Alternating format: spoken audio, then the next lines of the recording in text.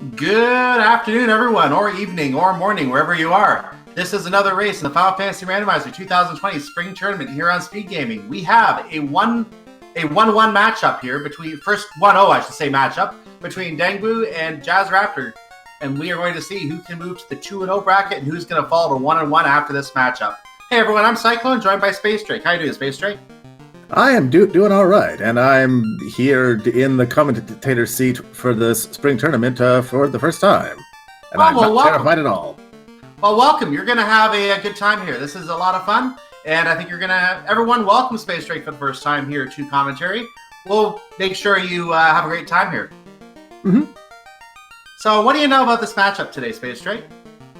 Not too much, I have to admit. I'm actually still pretty new to the FF Rando community, and I didn't watch too much of last year's tournament, although I do know that Dengwoo is pretty veteran at this. Well, I believe JazzRaptr is a bit newer. Yeah, Dengwoo is very well known. I've known Dengwoo to be around, I think, for at least a couple years now. JazzRaptr, in the meantime, I think you are right, a little bit of a newer runner, and we are looking to see how he does against Dengwoo. This should be a great matchup here. I expect a really good race, as both runners have already won their first race in this tournament and are going to go for 2-0 here. Yep. So, you watched some Randomizer, I'm sure, Space Drake. What do you want to see happen in this seed for your first commentary? What do you want for your first seed? I mean, the obvious answer is just carnage all over the place, and imps with stone poison and all the stuff that we are familiar with. But I'd actually like to see a pretty easy start that leads into some, especially interesting elemental dungeons. There's a lot of potential for Earth to be really nasty, and as we all know, the Earth Seed has a better than average chance of mandating a Earth double dip. So I'm looking forward to seeing how both of these runners handle their routing through what could be some fairly difficult elemental dungeons and handling a probable multiple Earth dive. I know last night I did see one seed myself that had a very early Earth dive. We were fortunately able to find the rod in that one somewhat early, and we were able to make that a very, very... it turned into a very interesting race. I'm not going to spoil that race too much, but it did make it a very interesting, almost linear seed for one runner, and a little bit slower for the other, but that other runner obviously had some more research that he did in the chest and such. So, a very interesting race, one to go back and watch. Earth Seed is causing some interesting seed variations in this, and I'll be very intrigued to see how the whether anything falls into the Earth Cave that is required for seed completion before we even get to the rod that's required to get to the rod. Mm-hmm. And of course, there's also a non-zero number of loose chests in Earth, and so it is entirely possible that not just the speed bump chest, but even a loose chest could be required. And we're off! And we have an iron hammer as the very first shop. That is not useful. I see Fade, which is good. Exit is excellent at level 1. Fade and exit, that's actually going to be a little bit difficult because you want to save one charge for exit, but you also want to get as many fades as possible. Lit 3 and Quad X for your black magic. This is a pretty stacked beginning as far as your mages go, so the red mage is going to pay off a little bit. This draft is fairly interesting because it's forcing a lot of use of physical attackers. I'm going to be curious to see if one or both of them kill off one of these physicals, and certainly once you class change that ninja, it is going to have some options. Yeah, it's going to be interesting because the ninja being affectionately referred to in our community as One Punch Man, that's probably going to be the strategy for both runners here today, to gear him up and get him ready for, causing total annihilation with fists. Yeah, and of course we also have silver and gold bracelets available in Canaria, and Dengwoo looking for a single fight while JazzRaptr just dives straight into base Temple of Fiends, finds a bit of money for his trouble. Although depending on how these monsters roll, this could end up being a bit of a disaster. Oh! Alright. I hope that Getting was saved the- before leaving town. Getting the big pack there in Temple of Fiends, but it pays off. That's going to be a lot of experience for JazzRaptr. Yep, straight to level 3. Oh, another big pack. He's going to get some good experience here. As long as nothing nasty comes out. Yep. Oh, he didn't take that fight. Yep, just ran from it while trying to throw a fade over his shoulder. Meanwhile, Dengwoo finishing up a little bit of a grind here, getting what he wants. Drac is on a knee. So is One Punch Man. Yep. Who is not yet One Punch Man. Not quite yet. Double Fades coming out. That is going to be an extremely dead Garland. Doesn't actually lose anybody to the very angry Garland. That is a very good start for JazzRaptr. Gets And the there's- Ruby. So for those who like seeing the Earth early, there's a good chance now. And Canoe. That is an interesting early pickup because that somewhat explodes the scope of the seed. It's worth remembering that we have 2 loose items in addition to the canal. And because we have the canoe, those loose items and even the loose canal can now be logically in volcano or ice cave. And those are areas we don't want to go to yet because we're going to die. Yep. Well, if Jazz plays very carefully, I could see volcano working out. But you generally don't want to go into into ice, even in a randomized setting, until you get a few more spell charges than these runners have at this hot second. Ice Cave is very well known in this community to kill you. Level 2 White has Life 2 in a learnable, I believe that was a learnable slot for Red Mage. And then level 2 Fast. Ooh, he's gonna want that. Yeah, level 2 Fast he's going to want. And even if the Red Mage is not able to learn the spell, there is a White Mage in each party anyway, so we do have access to the spells no matter what. That's double Life 2. That's going to be very good. In case there's anything really nasty waiting for these runners. And Dengwoo already taking on the bridge boss while JazzRaptr electrifies some pirates. Bridge boss goes down, pirates go down, and we are on to the The Vorpal. Vorpal is in the Dwarf Cave. That's not going to be immediately useful, but that could be a fairly good item for the ninja once it promotes. Vicky, meanwhile, dropping the key after his mates all go down. You talked about the canoe exploding the seed. The key explodes even more. Now we got a lot of other chests we have to remember to check. Yep, that actually at key is actually probably something these runners didn't want to see quite this early because that puts the loose chests in Marsh into play. You can now check everything in Marsh. It also adds Temple of Fiends. It also adds going back to Corneria Castle. Yep, which it looks like Jazz is doing. Or no, going to check Matoya first. Happily, this is very quick with the canoe because you can just skip over the rivers. That makes it very quick. Okay. That is just some cash and an iron stick. And more cash. Yeah. Yeah, Dengwoo already checked it, but I looked just too late, so I had to look at JazzRaptrs myself. Yep, and now Dengwoo is also going to electrify and or fade out some pirates, while JazzRaptr is probably going to go back to Corneria Castle. He didn't make the turn yet. He got into a battle first. Yeah. I think going back to Corneria while you're here just to get them out of the way would make sense. But he could choose to head over to the places to get some levels. You could go to Elfwin now, but I wouldn't feel super comfortable at this juncture orphaning these checks, especially since like, you aren't going to go back to Corneria Castle and Temple of Fiends otherwise, and the seed has basically screamed at you there might be items in there, and, you know, like, free money for, like, level 3 and 4 spells and whatnot. So, yeah, there's no reason not to take this check. And Bane Sword. Very nice. Ribbon! A ribbon! Alright. Another 2 ribbon! ribbons! What the hell?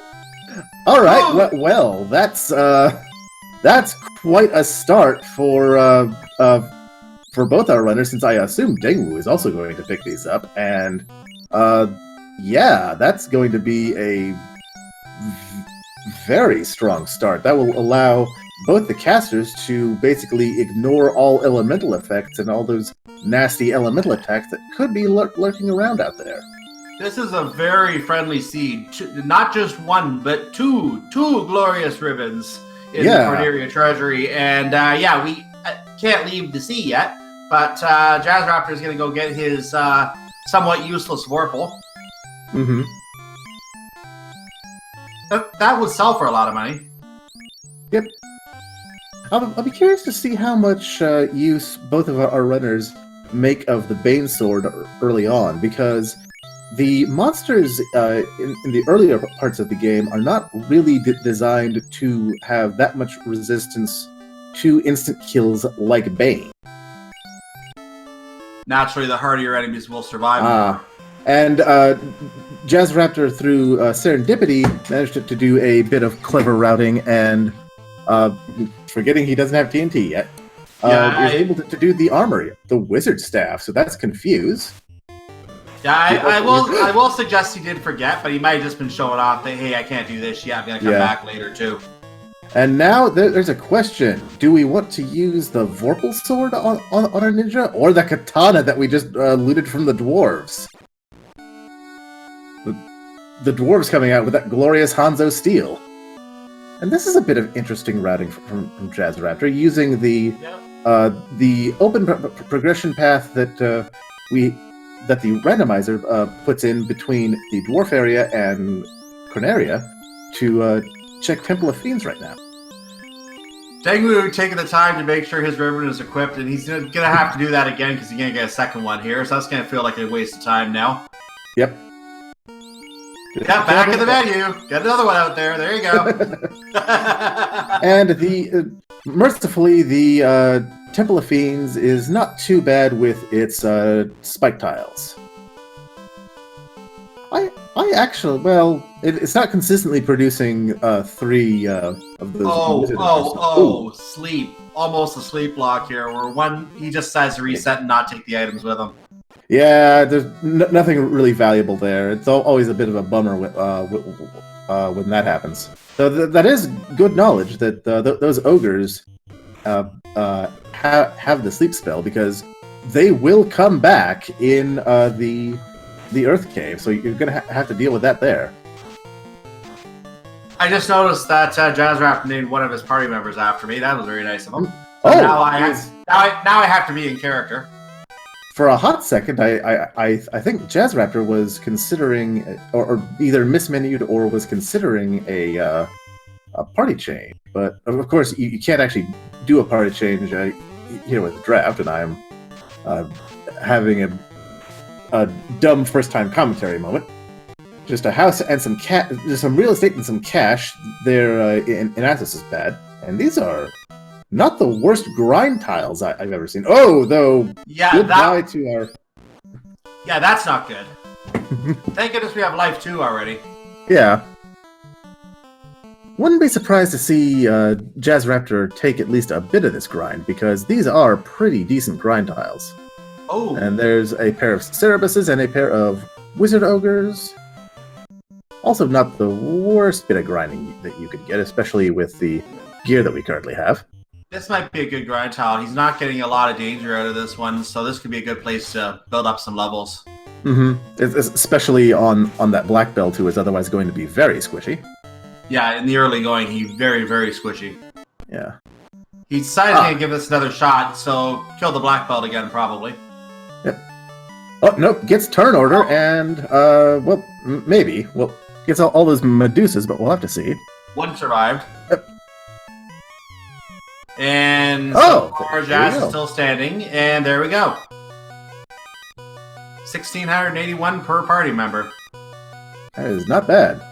Yep, and deciding to shift people around a little bit so that Jazz does not get beaten up constantly. That tells you the One Punch Man strategy is going to come into play here. Oh, yeah. Yep. Oh, he got killed anyway. See ya.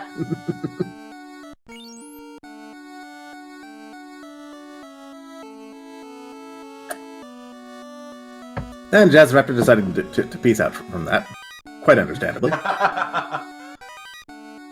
It's like beating your head against a wall. Just at one point, the wall breaks. Using a house, probably, yep, going back in there now that everyone's healed up and now that the Black Belt can take a few hits, I would imagine JazzRaptr is going to go up to maybe level 14 or 15 here, and looks like Dengwoo is also going to be taking these spike tiles for a little bit of grinding. The Black Belt only survived one of the 3 battles he was in, so he didn't get as many levels as everyone else, maybe a level or 2 behind. So he does need to get a couple more fights not in the prime position so he can get some of those delicious, delicious levels. Yeah. And specifically, I would imagine that JazzRaptr here is looking to get at least level 5 magic, if not like level 6 on the White Mage at least, so that when he rolls into Crescent Lake and Melmond, you can make use of those spells you're going to find immediately, and you're going to have a huge pile of cash with which to acquire those spells basically as soon as you walk in. Yeah, and it's basically because we already have the ruby, we already have 2 incentive items open because there's an incentive item in the first chest in the lower part of Titan's Tunnel, as well as Sarda's item. So there's 2 items over there. We're definitely going to go over there as soon as we can get the canal and get to the outer continent. But for the time being, level 5, level 6 is not a concern. Planning ahead is not a bad idea, though. And as soon as you walk in, you can go in and get those. Go get your 2 items from there, and hopefully you have the rod and you go through Earth Cave at the same time. Yep. And we have Dengwoo opting to take pretty much the same logic. The 2 runners are more or less mirroring each other at this point with their routing and grinding choices. And I'm not too surprised because when you find a pretty rich but manageable like spike tile like this in a place like Asmus's Pad, it is a really logical choice to just take the grind now so that you don't have to worry about maybe doing some kind of walking grind while you try to work your way through Earth Cave or somewhere. Well, kind of stop you there for a second because Dengwoo is checking the treasury in Alflin. Yep. We're finding money, money, money, and money. So, money. Finding all that cash. And we're also going to see a magic. Temper on level 3, and the red mage can learn it. And lock 2. Stop and rub as well, not as useful. Yep. Dengwoo is opting not to grind quite as hard. Oh, look at all the healing spells at level 3. That is not something you want to see. Yeah, that's a lot of healing in one level. Although you can get both wall and heal 3, so that's still a reasonably worthwhile spell level, especially after you've done a bit of grinding. And absolutely nothing on white magic level 4s, aside from Ruse, which Dengwoo is apparently going to make use of. And meanwhile, Black Match. There's the nuke. Yes, there's we have the nuke available. Not as many right as some other seeds, but we do have it available. And that is going to give that red mage both fade and nuke, so that is a lot of sweeping magical offense from that one character. Oh, and the cube is available for maximum cash. Or a pretty not quite. 65, 535 is maximum, so we're almost there. Still a couple shy. Yeah, so probably gonna have to clear out a dungeon or 2 before we can think about doing that, but that's fine. There are no incentive items in the Flying Fortress on this particular flag set. Oh, selling the... And B point out in chat, and I agree with this, it's the cube. We don't need it until we need to go to the Sky Palace. We don't even have the chime yet, so we're not worried about it until later anyway. That can sit there for a while. I don't think anyone else is going to buy it. There's not going to be a run on them. Dengwoo opting to sell some of that loot and pick it up now so that he can just leave Elfland in his rear view. And meanwhile, I would imagine that the JazzRaptr is just going to buy it outright after all this grinding and leaving. This is interesting. Jazz is continuing a grind while leaving the thief dead. An interesting question as well. He sold the katana, and he has a thief.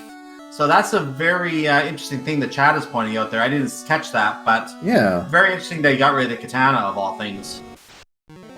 He might. Chad, we did miss it a little bit. Did he sell the Vorpal as well? Because he might be thinking Vorpal strats with the ninja. For the amount of money he got, he probably, if he bought the cube, he probably would have sold it, I'm thinking. Yeah. And yeah, Ding going for the hashtag veteran move of getting the cube before continuing the grind and betting that there was in fact an item in Elfland. Chad has answered your question. The katana has better stats across the board than Vorpal. I actually didn't know that myself. That's good to know. So katana is better than Vorpal. Surprisingly, they sold the katana for that reason. I actually did not know that it had the same crit. I knew it had like better stats than the Vorpal because a lot of things have better attack and hit percentages than the Vorpal sword. But I did not know that the katana had the exact same amount of crit. I thought it was about 5% or so lower. So thank you, chat. There is there's no there's a second katana in the game. That's a very good point as well. There are indeed two katanas in the game, so and he's not hoping to find the other one. Dengwoo going for something of a galaxy brain play here, going for marsh over checking someplace like say the volcano. This is a gamble. I feel that the seed is pointing with the early canoe at the volcano and Ice Cave, but the thing is, you have to decide where you want to make that gamble because this seed, as you said earlier, is wide open. That canoe and then the key blew the seed wide open. You can go anywhere in the intercontinent pretty much. So you have to consider where you want to go.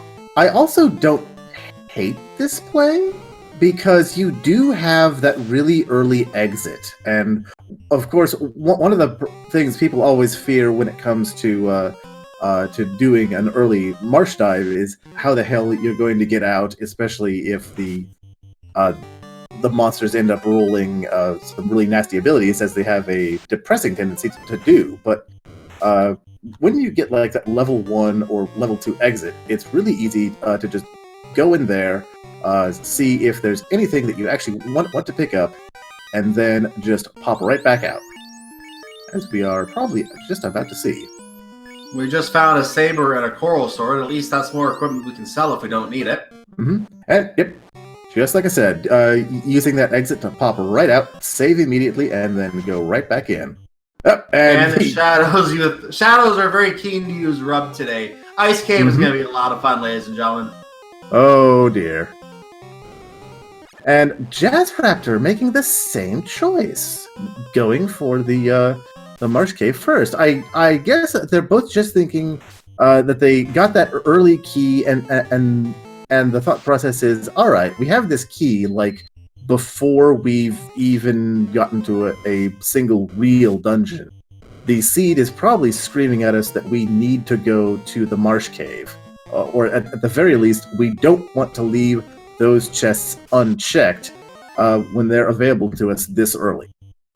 Another note being made in chat, I want to thank Elastoid for posting this. The Coral Sword is actually the best sword a thief can have, in his opinion. So that Coral Sword will come in handy for both players if they choose to use that. That will give the thief some ability to play. But if either of them plans to run a strategy where the thief could be killed to power up One Punch Man, then that Coral Sword could very well be getting sold for all we know.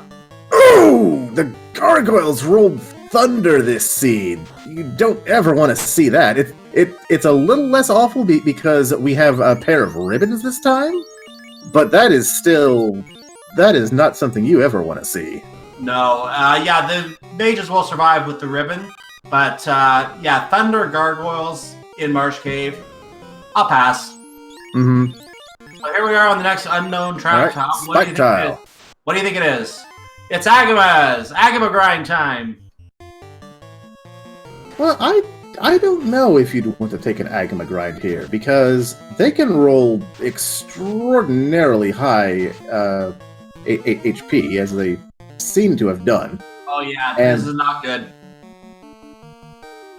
I mean, they aren't going to be too much of a threat. I don't think.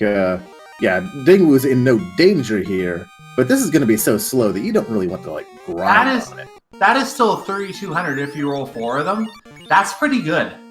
It is pretty good, but you still have to hack through. It looks like at least like 400 HP. Well, they do fall to Bane and Quad X at least, but for Quad X, I may have to drop them down. We just lost App again. Yeah, this is going to be a really difficult. And Jazz losing the red mage there briefly. But he's back. Yeah, did Jazz put the ribbon on someone other than the red mage? I'll have to see. He doesn't want to protect me anymore.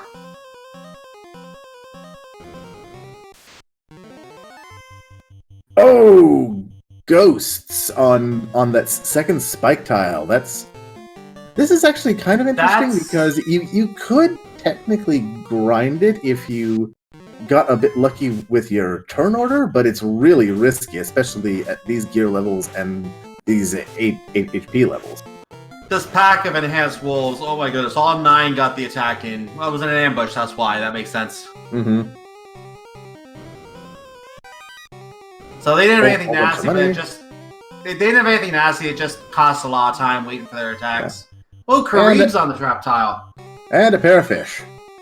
Ooh, and you pick up a nice early mage staff. That's something you'll rarely be sad to see, because that is a free fire 2 every turn.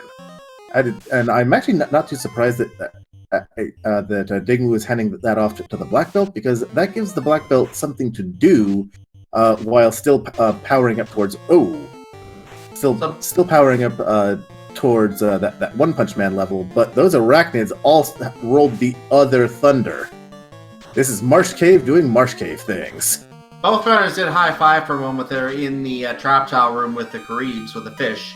And now they're going in opposite directions again. So they are getting the last of their items. They are going to exit out. And we're going to see in a moment what happens here. Where they go next. So where would you go next? I would definitely check the armory, specifically the armory of the volcano next, once you check the incentive item in Crescent Lake. You still don't have the canal, so you know that has to be out here somewhere. And so you can't get to Melman yet, and you can't turn in that ruby yet. So your progression probably has to be in either a volcano, or it has to be in the ice cave. They could also get bailed out, and the canal could be handed to them. Actually, no, it has to be in a chest, doesn't it? It can't be incentive. Yes. Yeah, so I guess it would have to be. That has to be in one of those locations. Then that's right. The chest, absolutely. The chest. Yes, the canal has to be in a loose item chest on these on these flag settings, in addition to 2 other incentivized items always being loose. And that does mean that the incentive chest in Volcano also would not be the canal, because that's not considered a loose item, but it can be in one of the other 3 chests in the Titan's Tunnel. So let's get our first look at Crescent Lake here. We canoed our way in. Pro rings. Pro rings. That are fairly expensive, but not completely unreasonable, especially for the amount of money we both have and are probably likely to loot here in the near future. We just sold an Opal Shield and bought another Pro Ring, so now Dengwoo is out of money. Hopefully there's no really expensive magic up there for him. Making both those mages pretty tanky. Okay. Life Lamp, Pure 4, and I missed the last one. And there we have Hold, Lock, Bane, and something else. Was that Temper? No, Temper is a level 3 magic this time. I missed what the last one was then. Ooh, we have our herb, so we can go back to the Elf Prince, fetch quest time. The old men are handing out that dank herb.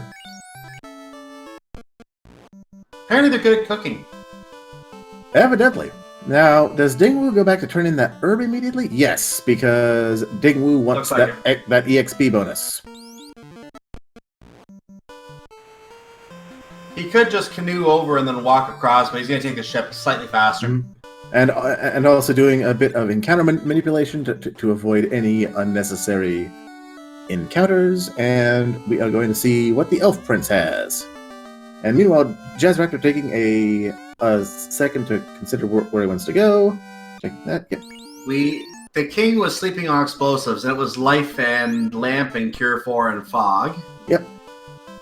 Jazz, having done a little bit more grinding, is going ahead and picking up that cure 4 for his white mage. I didn't catch if he picked up the pro rings or not, but he does have a lot of money. Yep. Lock was the last spell. Okay. Lock, Ice, Bane, Hold. Lock 1, which the Red Wizard will be able to pick up, but JazzRaptr cannot pick that up at this hot second. And now we are going to go deliver some explosives. The fetch quest chain continues. Are we going to see something else here? Nope, just a power bonk.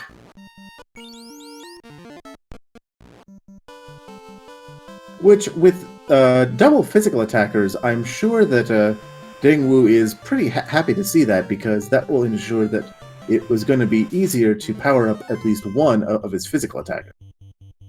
Especially One Punch Man. It'll make his punches extra spicy.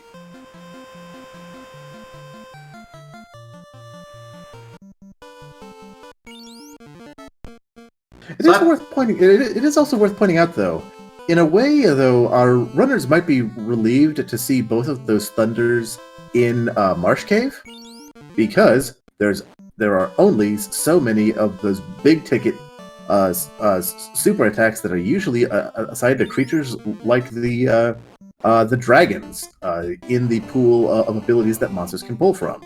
So we know that those are on Marsh Cave monsters, and we have, at this point, more or less left those behind. Well, we still have the possibility of a nuke on something strong. We have Cremate, we have Blaze, we have Damage Poison. We have all sorts of things that can still be paired with things like Glance. We saw Glance earlier as well. Yep. And Sleep. So anything dangerous like that can be paired with something. And we've seen some Wombo combo knockouts historically in the Final Fantasy Randomizer just from combinations like that. Oh, yeah. And Dengwoo testing out these Great Peds and finding out that they have rolled pretty high HP and they're probably not worth grinding on. So let's see what the armory has. It has real estate. Yeah, so far a lot of real estate, but a white shirt. He's going to check that last chest in a little while in the middle. Some gold there, more gold. Also a lot of money. Make sure to equip that cloth, it comes in handy. Runs into the unrunnable giant and iguana pack. The iguanas go down easily enough to a fade, and then Bane just took out the giant. Yep. He didn't... I don't think he checked that last chest. That one that he was just standing above. I'm not sure. And looks like... I can take it out. Oh, the Ice Sword. That would be really nice if... oh, yes, the Red Mage can equip that, so... That actually gives the Red Mage something to do other than fling spells. Now, I still don't think he opened that one chest that is upper in that group of 3 above the trap tile. So, yeah. Let's see if he remembers to check that chest. Yeah. Catman on the trap tile. Yeah, the Catman actually are not the worst grind tile you could take. JazzRaptr opting to go to Ice Cave first instead. I'm not sure I completely agree with this play, because you haven't checked the level 5 magic yet. You haven't seen if you can actually pick up... He left a chest behind! He left a chest behind! Oh, buddy. The odds are good that this means nothing, but it could mean something if it's that 1 in, 500 chance. You know, there's 2 places the canal can be. This is one of them. Yep. If that is the canal... Dengwoo is up creek without a paddle at this point. Mm-hmm. Especially since he will think, "Oh, I full cleared the armory, didn't I?" He will think that. Yep, and he is exiting out, using a house, using some of that real estate he's been finding. Meanwhile, JazzRaptr not really having much of a problem going through the ice caves so far. Looks like the ice cave is not actually too cruel today. The big problem here, though, is that this overall check is going to take much longer when you don't have warp, because when you have warp, you can just pop back up in that hole in the middle of the 3 chests and immediately check them. Yeah, did he not pick up exit? Because he can actually. He did pick up exit, but that will just take him out of the entire dungeon. Oh, he just didn't pick up warp. Well, we haven't found warp yet. Oh, good point. Yeah, and warp could have been on like the Melmund or Onrak. Oh goodness! Magic shops. The lobsters are healing themselves while hitting you hard. This is not something you like to see. Yeah. Oh, yeah. Lobsters with heal too is a bit spicy. And also, this is going to take forever to get through because they will just spam that. Yeah, you can't even attack one of them because, like, if this was unrunnable, this is instant wipe. I don't see a lot of ways to survive this.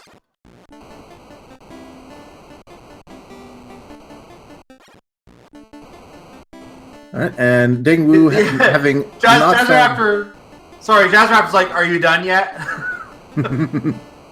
Okay, Fade is actually strong enough to kill them. This is good news. Sorry to interrupt you, by the way. I wanted to see what was happening here. So Fade is strong enough to kill them. That is survivable. That's fine.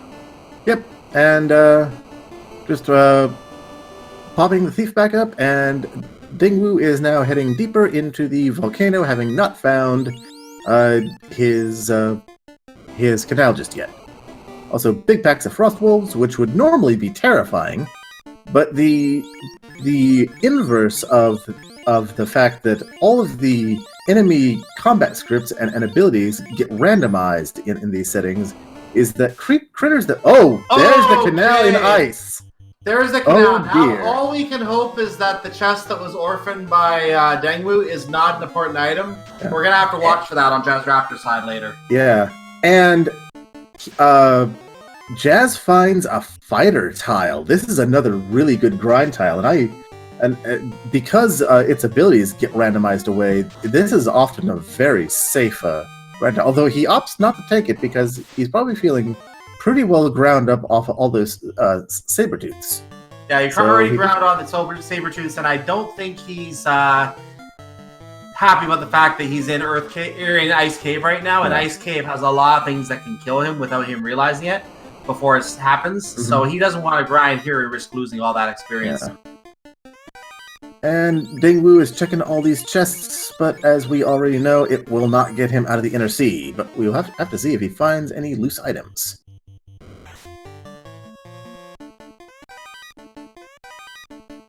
He does, however, seem to be coming up pretty much blank. Well, I can say the floater's probably in Sky Palace anyway, so we're not worried about that right now. The cockatrices have sleep. Yeah. And they have rub. Oh. Yeah, rubbing you while you're asleep, that's a little rude, birds. Come on. Yeah, that Jazz is going to want to get out of here pretty quickly now, I would imagine. And of course, he's also going to have to deal with... Oh! Well then. Yes. And he is going to have to deal with a whole bunch of these monsters in the Earth Cave as well. Especially in the lower Earth Cave. Yeah, I think that was Death Touch, wasn't it? That was either Death Touch or it was a crit out of nowhere. And a whole bunch of sorcerers. This goes really bad. They survived, though. Tail!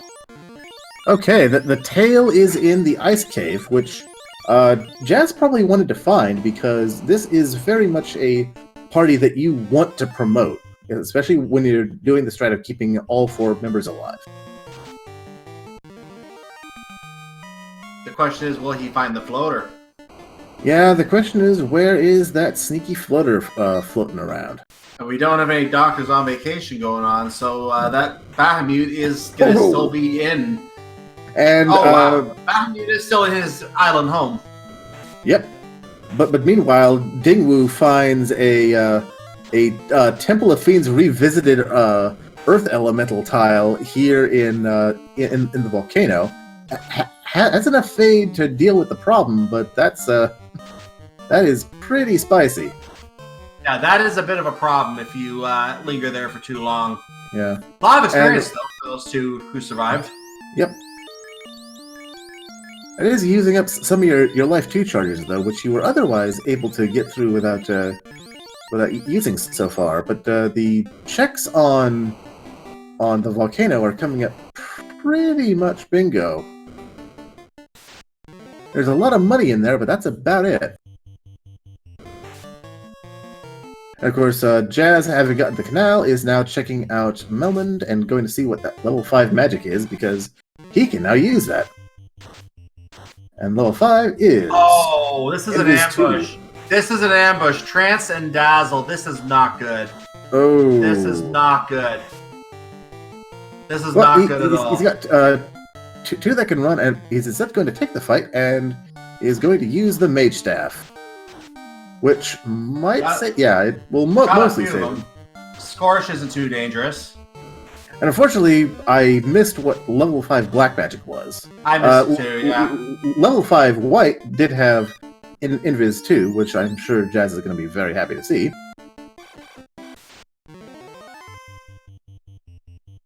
We found more Earths. Let's see what's in the canal. This or in the not the canal, the Titan's Trove. We'll wait actually. By the way, Poison Music on our way to carry. High fives for Poison Music. Let's see what's in the Titan area. We have a crystal. So back to Matoya with that at some convenient point, which is not really convenient right now because we're going to go see Sarda first. Mm-hmm. Do you think Sarda has the rod? I don't know. The thing is, now that you've gotten the canal, once again, the seed has been blown open a little bit, and you can check ordeals now. Like the... Yep, it's the Thor hammer on Sarda, and I would guess that the rod is in the Castle of Ordeals, and you can also check the item shops in the Oasis and in Onrak. Although, so we know where the item shop item is, though. It's in Elfland. So a little update on the loose item scenario here. We do know that 2 of the 3 non-important items, the Power Bonk and the Thor Hammer, have been found. There is still an Opal Cheerio out there, but we now know with 2 loose items that one of them has to be in a required item. So we know that at least one of those chests is required. Now that said, it could be the floater, and the floater, well, if it's in a chest, we probably are going to need it. So, but if the floater is somewhere else, then we don't have anything important locked. No, actually, no. I think we do need the floater. I think we have to go to either Gaia or the Lufane area now. So yeah, the floater is going to be needed. Dengwoo is heading over to Ice Cave after not having killed Carrie, despite going all the way to the bottom of the volcano. I thought he pulled the Carrie fight. Chat, am I being silly? All right, so that is a lit up fire orb that we need. There we go. That's what I thought. Yeah, I did see him doing the Carrie fight. I just he just said so quickly I didn't see it. Is One Punch Man already there? Looks like we are getting some punches out, some preliminary punches out of JazzRaptr, but it will be a little bit longer before true One Punch mode is activated. Meanwhile, over to Corneria. Mm-hmm.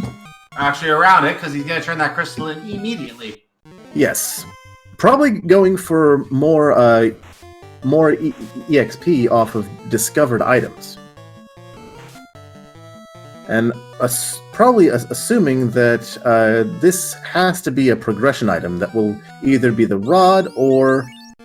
Well, that is progression. Bottle. Yes, I'm actually going to guess now that the floater is in Ordeals, and you are going to have to turn in that bottle in order to get either the rod or the Oxyale. Oh boy.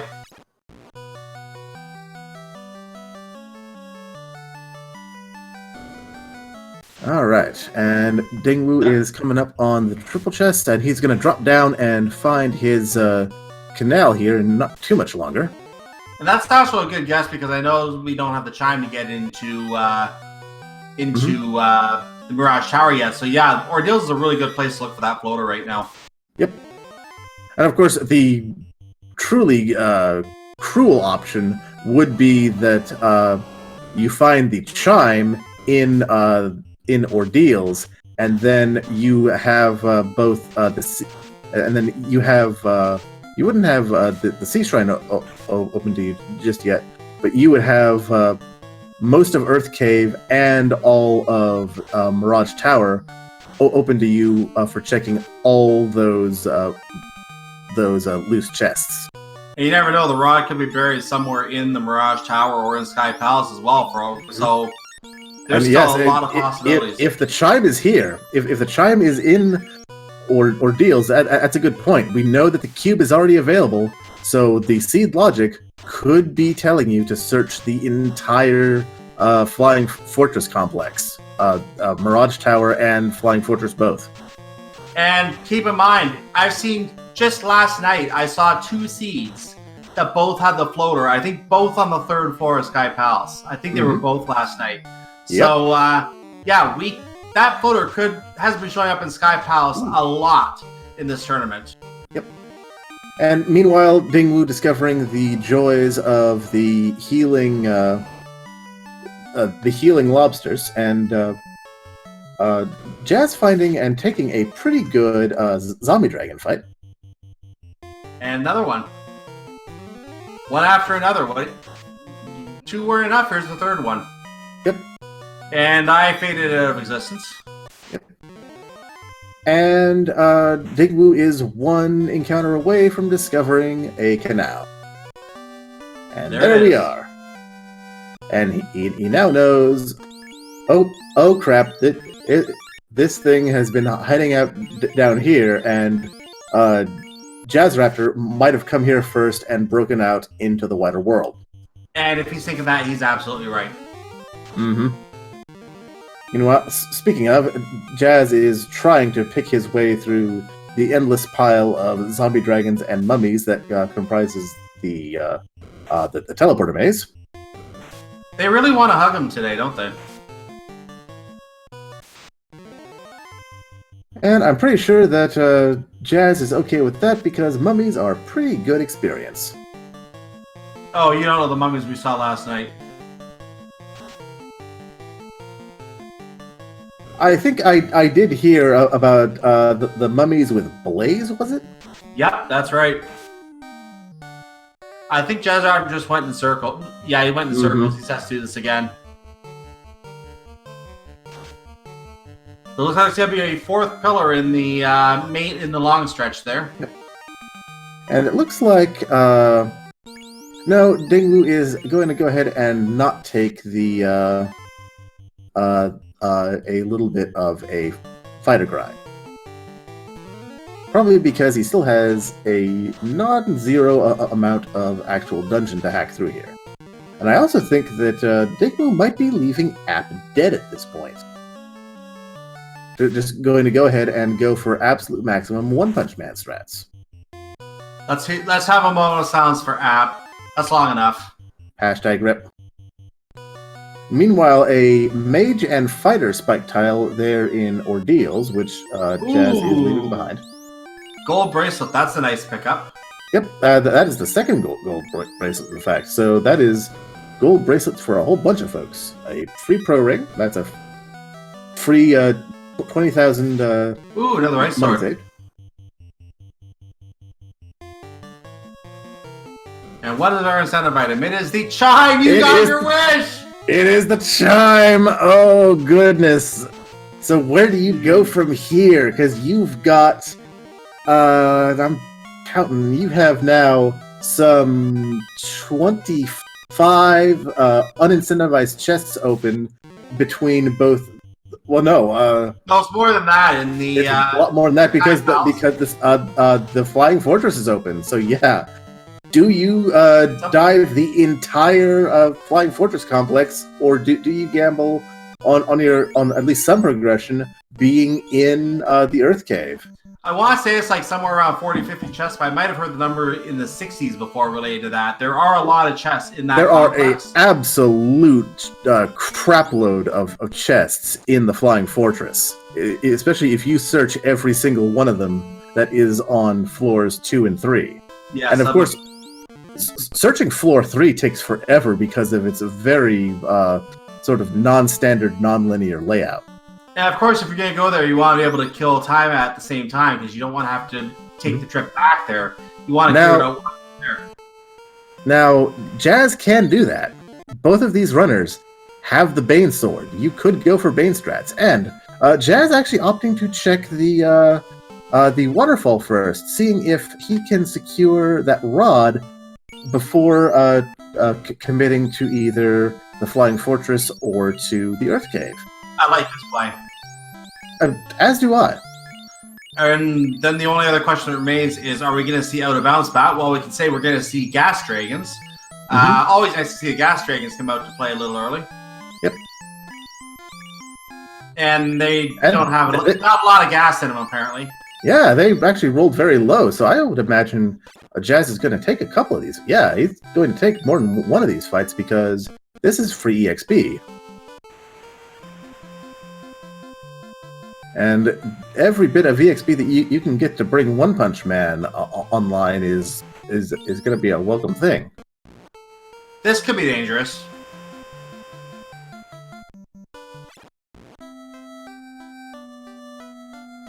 Meanwhile, Dengwoo checking that armor, finding absolutely nothing.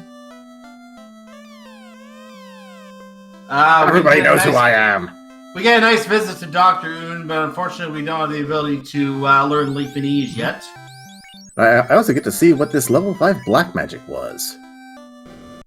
It is Break, Confuse, Sleep 2, and Ice 2.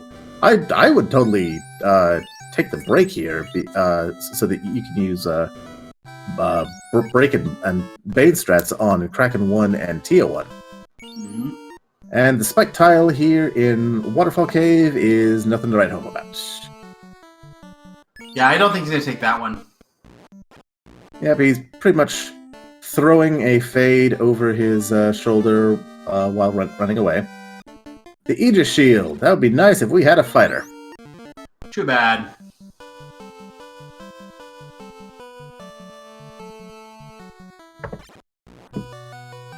There's a pure pot, and there's our slab. Another fetch quest. There's just no love at all for anyone wanting to just dive straight into a dungeon. You must go search for the items far and wide, young warriors.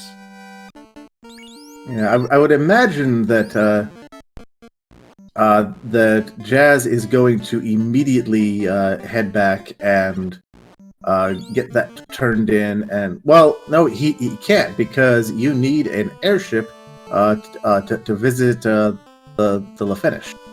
Absolutely, there's no point taking the slab over yet. Yep. I'm also starting to feel like the floater has to be in a loose chest. That would make a fair bit of logical sense because the game is telling you that you can do all of the Flying Fortress and you can at least get down to the speed bump in Earth Cave. And meanwhile, Dengwoo took a brief look at the Hall of Giants and just found a whole bunch of Minotaurs instead. Which, not that giant. Mm-hmm.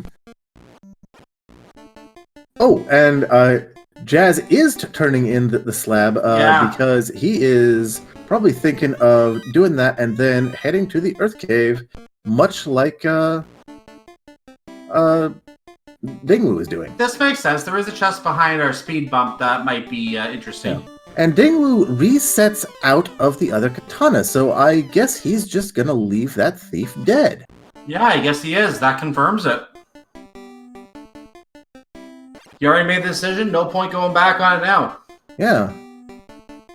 Just going for absolute full One Punch Man strats at this point. Well, we will see how that pays out for him. Yep, he is pot committed at this point if he leaves that behind. I actually don't entirely hate that play because, well, there's the stone poison coming out of, I think that was a bull. Oh, and yep, here come the green ogres with those sleep spells. That's going to take forever to get through. Well, he got through that one fairly quickly, which was actually surprising. Let's see if there's anything good in here. We did last night. Yeah. So we do have iron stuff, the gold, and tent. Yep. I was saying, though, I don't entirely hate this play of Dengwoo's because he has 2 ribbons. And you now know that you are going to have to do a lot of dumpster diving for some of your progression. Which means that the chance of you getting that 3rd ribbon are not 0. And if you get that 3rd ribbon, then all of your active fighters are going to have elemental protection.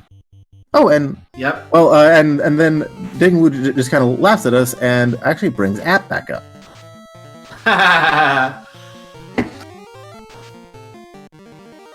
Anyway, Jazz is doing these early checks on the items in the 1st floor of Earth. Dengwoo finding some more stuff that he can't really use. Jazz used exit. I'm surprised he didn't just reset there. Maybe he wants to keep that for some reason. Mm-hmm. Might be thinking about gear for his eventual ninja because Jazz is much more committed to this this actual like 4-man party play. He kept the katana, so it looks like he might be utilizing that on the thief. Mm-hmm. Excuse me, Mr. Bat. Bat blocked. Oh, loose item. We have the adamant in Earth Cave on the 3rd floor. Yep, and that adamant could turn into almost anything else. Such as an opal Cheerio. Yep. Which almost makes sense. You can make something out of it. That is... I'm sorry, that is the trolls that have stone poison. Ah. And they also have Stinger. All right. And once again, the Spectres coming out to play with all of their AoE stun abilities. Although the red mage gets the initiative and just wipes the whole screen. And Dengwoo just south of Bat Room right now, I believe. Mm-hmm. And continuing south. Although Dengwoo seems to have skipped over checking the far right chest on this floor. I don't know if he plans on just going back for that, or... That one may be more of a calculated gamble. If he... Was that the one that had the adamant in it? No, the adamant was in the first chest that you can access just out of the steps. There is a further item chest on the far right side of this map. Yeah, right. He has it already, and Jazz... Okay, I got that confused for a second. So Jazz still hasn't come upon it. He may check that last chest. Meanwhile, was there something on Dengwoo's screen? I didn't see it. There was a speed bump, and it is already quite flattened. Yeah, and the crowd. Yeah, I think there was a little bit of a hump in the room. I think you're right. And Dengwoo is stuck in the Earth Cave now, has to leave, not able to proceed without a rod. He knows that, of course, and is out to turn in that crown. And probably the adamant wise in the area, because they're both in the same general area. Yep. He will just use the canoe to dock here, and we'll be able to turn both of these in pretty quickly. Hooray! Dengwoo does not give us the joy of hooray. And the adamant turns into a loot. Alright, so that is everything that you need to go through Temple of Fiends at this point. And now we are just looking for the Oxyale and the Rod. And ooh, there is the floater. Alright. And that means that unless there is an opal Cheerio in a chest somewhere, one of our progression items has to be in a loose chest. Okay, and now Jazz is coming up on 4-3, and it's going to check these various chests. Is about to get his adamant.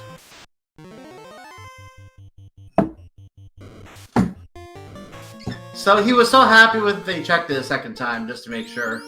Yep. And yes, We're gonna get to see what this last chest is.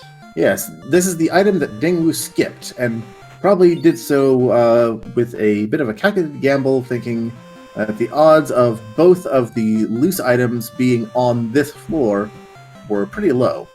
We will see if that is correct.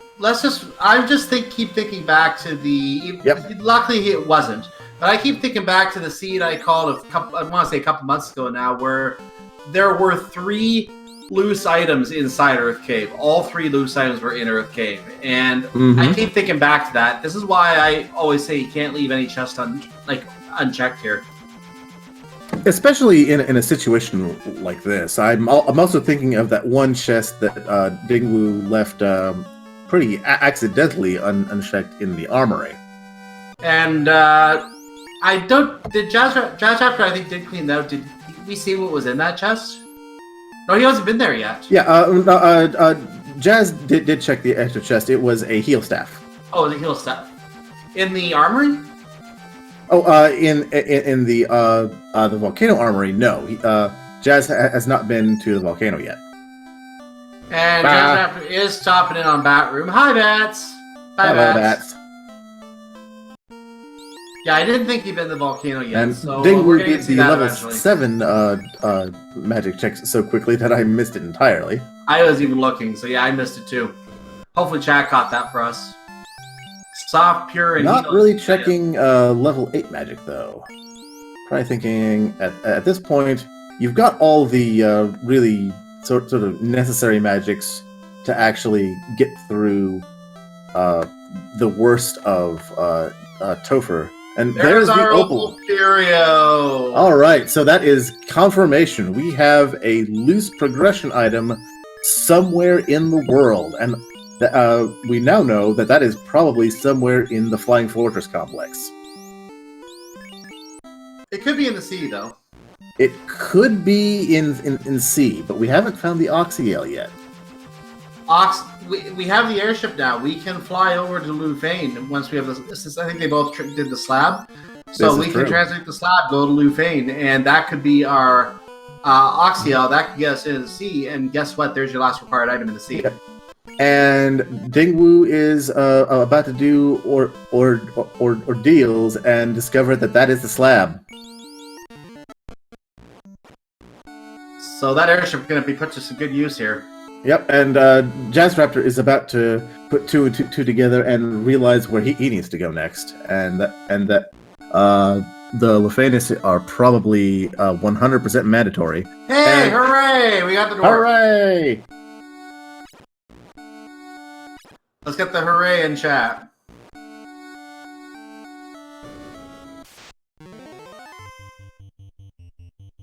Yep, there's the floater, and at this level, Astus is going to be very little more than the slightest of speed bumps. The randomizer has a real tendency to make someone who was originally a pretty worrisome boss in vanilla into just an even bigger speed bump than the vampire usually is. And then, at the same time, make something that is usually benign and weak suddenly an overpowered monster like, tornado imps. Yep.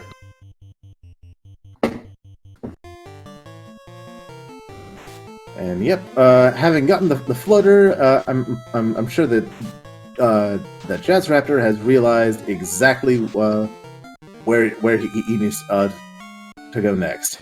Yeah, the writing's on the wall. He just needs to read it. Then we're going to do some investigation of these portals. Mm-hmm. And is discovering that a lot of these mummy packs are not runnable.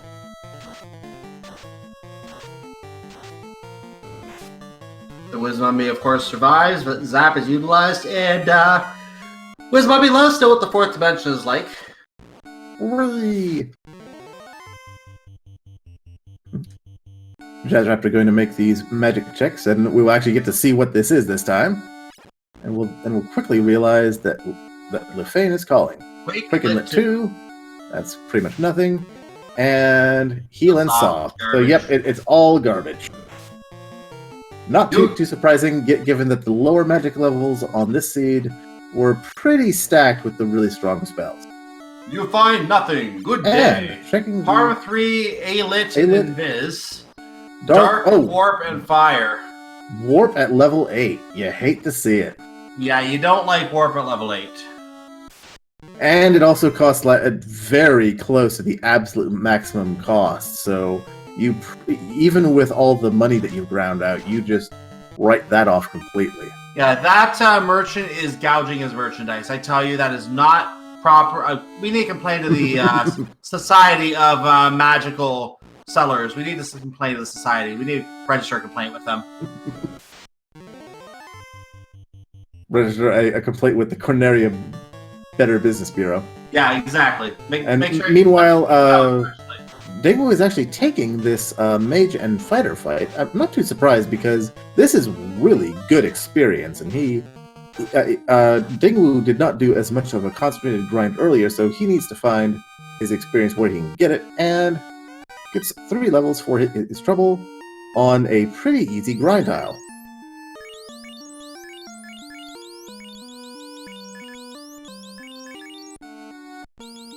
So Gaia is now in the rearview mirror for JazzRaptr, and he is going to go straight to Lufane because he already had the slap translated. He did that while he was in the Earth area, so he is going to get that item right away. And Dengwoo opting to take a bit of a grind here on the mages and fighters. I like this. This is a really good grind tile because all of the spells of the mages especially have been rolled away, and so they are just left with their fairly weak melee attacks. We're about to get an item here. The Oxiel. I got what I just called for. There we go. Yep. And that means that our loose item can be anywhere in the rest of the game now. The entire seed is open. Yep. A-Rub and not even bothering to check the last level 8 magic. So we both got the things we called for. And as a result, the seed is completely wide open right now. And it's going to be a matter of just who finds the right chest first. That's really what it's going to come down to. Who finds the right chest first? And it could very well be in that one missing chest in the volcano that did not get checked by Dengwoo. If JazzRaptr finds an item there, Dengwoo is pretty much toast. Yep. And Jazz opted to take some fights with these sandworms who are pretty squishy and are coughing up almost 3k EXP a pop. Hey! It's steak! And Jazz opting not to eat some steak.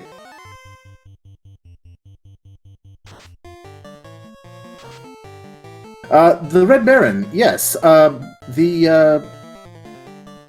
Both of the runners agreed to opt to a draft of a party, and they have ended up with a white beige, red beige, thief, and black belt party.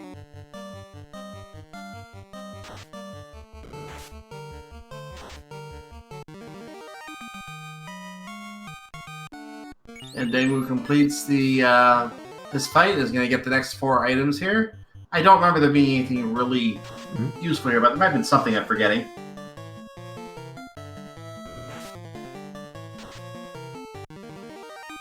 And there we go. Zombie Dragon down. We're going to get our first look at Mirage Tower and the bevy of chests. When the whole scene opens up, what do? You go to the most item-dense location and start hunting. Yep. So 5 chests out of the way, some things he can't pick up and carry right now. Yep, and Jazz is getting rid of all his low-value stuff so that he can pick up useful items like the lead axe. And there's the chime for Dengwoo, so now he is going to realize very soon that the entire seat is wide open. He still needs to get the Oxiel, though, and he has to actually get the air... Actually, no, he has the airship. He has to get the Oxiel, though, to know that it's wide open. Yep. And Jazz going ahead and taking this vampire fight, which can occasionally be pretty nasty, but he knows that the vampire rolled low HP, so it is not too bad to take a whole bunch of these fights in the Mirage Tower. Why not? He's going to save. That's going to be all those chests taken care of. and just looping up to floor 2. And now for the long spiral walk.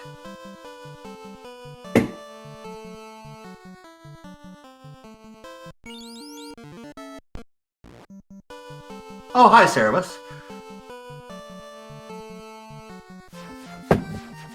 Running into some Cerebuses. Happily, we are now sufficiently powerful over there on JazzRaptr's side that he is not too worried about running into ambushes unless it is something with like say Blaze. Then we were trying to land on a partial sand tile. That unfortunately will not work, so he has to land on the caravan. And that's the one sand tile in the game that is not registered as a sand tile. You can actually land on that tile because it's the caravan's shot warp point. Mm-hmm. And Dengwoo finally making this check on waterfall.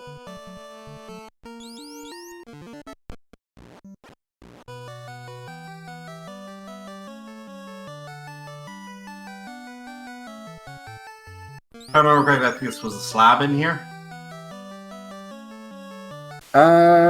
Believe so. So this is going to send him on a wild goose chase to find his Oxio. Mm-hmm.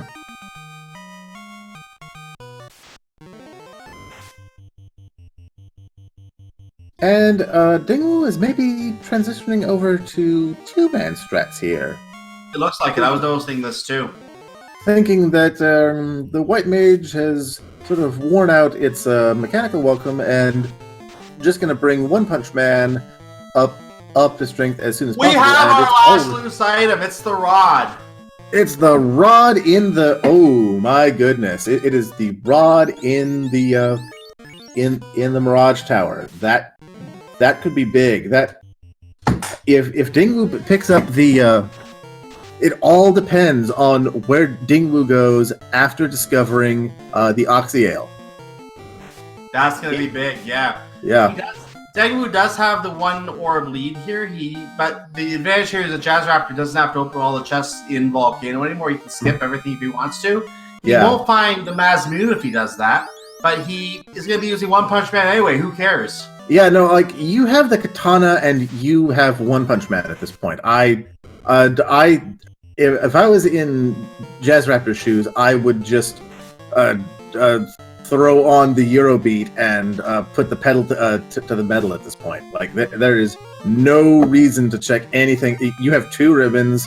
You've got what you need from in terms of weaponry and armor. You just start going. Like, you see if you can.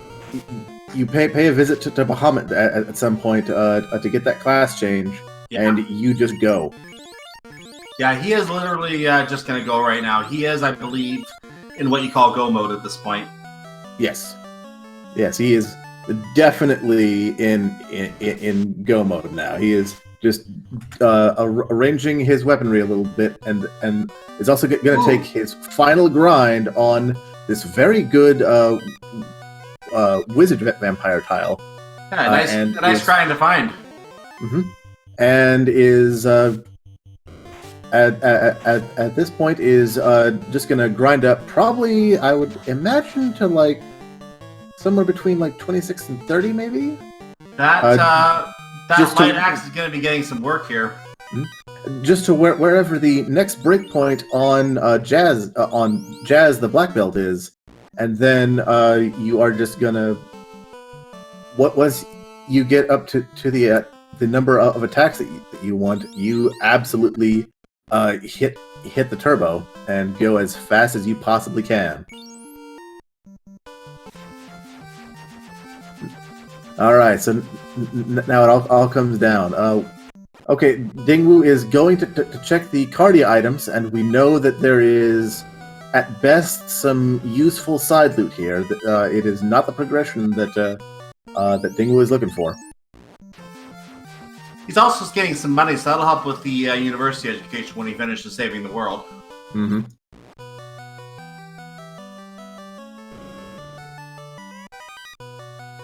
Power Staff. Some more money, and some more money. And meanwhile, JazzRaptr is continuing to destroy speed bumps. Yep. Oh, I'm getting word in my ear that we actually call them vampires in here. We'll call them vampires instead. Dengwoo going to go ahead and get the promotion upgrade. Although for Dengwoo, it's not quite as important because he's abandoned both the ninja and the white wizard. So even with the bug fixes, the master upgrade does not do a heck of a lot for the black belt there, and I don't think that that Dengwoo is going to turn around and do a whole heck of a lot in terms of like bulking up the spell list of the red mage and the white mage. Oh, speaking of ding though, the ding on our other screen has gone down during the grind. That's just a little reminder that even with their basic melees, vampires and wizard vampires do hit pretty hard. Yeah, that fight came out against him a little bit, but yeah. I agree with leaving Deng down at this point.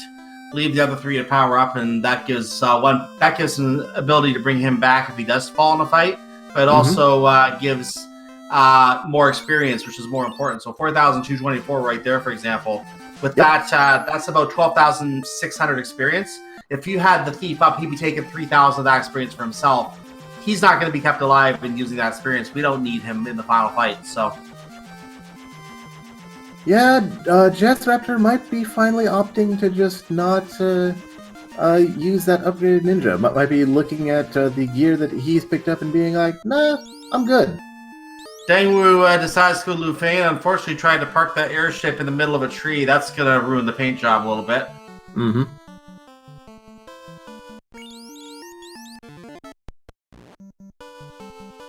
Also, the moment of truth is coming up.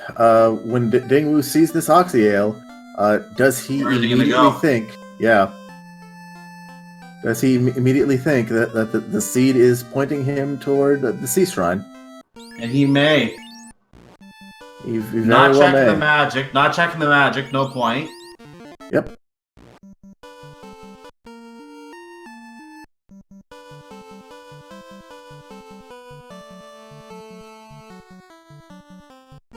So he's going to walk back to the airship and let's see where he decides to park. If he can get in. Oh, he's actually looking for a sandworm. Yeah, he was looking for some experience, it looks like. There it is. And without realizing that there is a pretty good grind tile here in the Mirage Tower, about 50 steps away from where he is right now. Yeah, but he's getting some pretty darn good experience from that, and he's also going to get to eat some steak! Steaks that want to crack the ground open. That's some really heavy steak. Yeah, however, he's... Oh, go ahead. He was looking for the barbecue, so barbecue meat, and the barbecue meat tried to crack him open. So yeah, that's kind of dangerous. A little bit dangerous, although not as dangerous as it could be, because one of the reasons that Dengwoo has probably switched to a two-man strat is because he has two ribbons, and therefore, he is going to bulk up his spells a little bit. Interesting. Makes sense. He didn't have the money last time he was here, so he's going to use it now. And it does make sense to get that extra bit of insurance if you're going to do a two-man strat, even though you have two ribbons. And then he was going to check the level 7 magic as well, pick up some Quake. Yep. $63,000 a pop, I believe that was, for the other spell. Yeah, but at this point, money is no object, and he is going to head into the Mirage Tower, and so is going to find this rod here pretty soon. Well, first he's going to try to see what's outside. He's not getting any success here with this. There you go. There's a grind tile just inside, dude. Maybe bring off some encounters for when he gets inside as well, because he knows there's two next to each other, like right there. Those two sandworms. So he might just bring those encounters off. And there's the third one. Mm-hmm. And now into the tower. And now the house.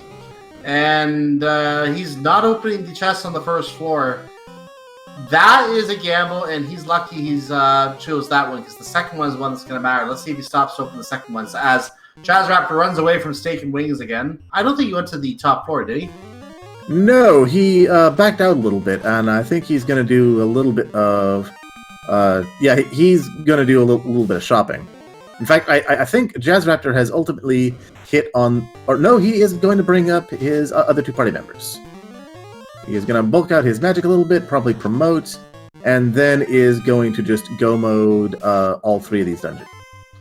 So Dengwoo has figured out in the encounter table that there are 3 battles on 3 consecutive steps here. That is not pleasant. Yeah. All right. So Jazz is going to go mode the volcano, and this is going to take him like a minute or 2 at most. Yeah, just blasting past the entire armory and just pedal to the... Dengwoo, fortunately, is checking the correct floor of the 2 in Mirage Tower, so he is going to get his item from greater than less than room that he needs. He's not going to get any of the garbage on the first floor, but if that item was on the first floor, he'd be in trouble. He would be in a lot of trouble.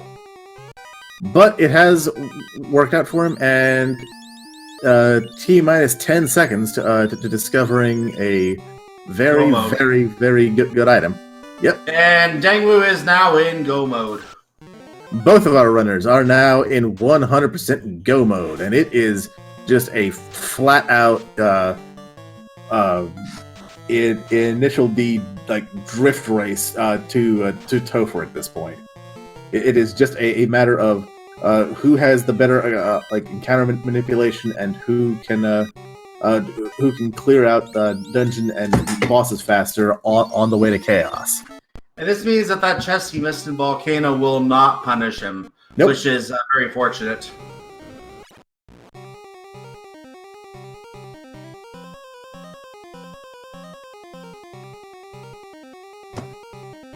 Nope. At this point, it is a pure foot race to see who can clear out dungeons faster.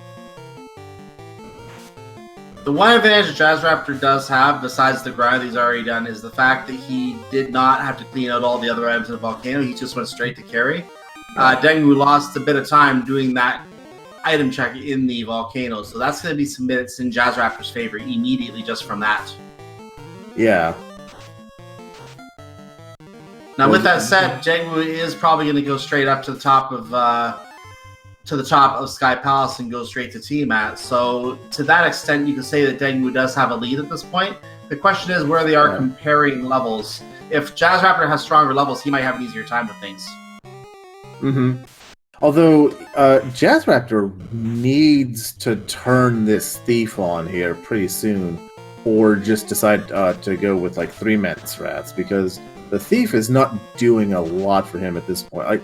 I guess at most he's leaving the thief up for running, but at this point I really would promote that thief and get that katana equipped and get some additional melee going. If he's not going to use that thief, I agree. Get rid of the 3-man strats, but he probably is keeping it so he can run through the dungeons faster. He doesn't have to deal with any ambushes, because that does turn off some of the ambushes that could otherwise come up. It does help him run away quicker, so it does have its benefits right now keeping up. But by the time he gets to the last dungeon, I would just take the fights and get some experience as you go. Yeah. And speaking of putting the pedal to the metal and escape some ambushes and whatnot, JazzRaptr is now just absolutely go-moding all of Earth Cave, and he is a minute or 2 away from getting an orb lead here. And Dengwoo is now also taking this this vampire grind, which is a little bit of a problem for him because he only has so many nuke charges, and he'll probably go through all the nuke charges, but will that get him to the level that he wants? He's getting 10,000 a pop here on that last batch of vampires and the Wiz Vampire. This is a smaller group, so it won't be as much XP, but 7 enemies, 10,000 XP per character? Yes, please. We're at level 30 right now.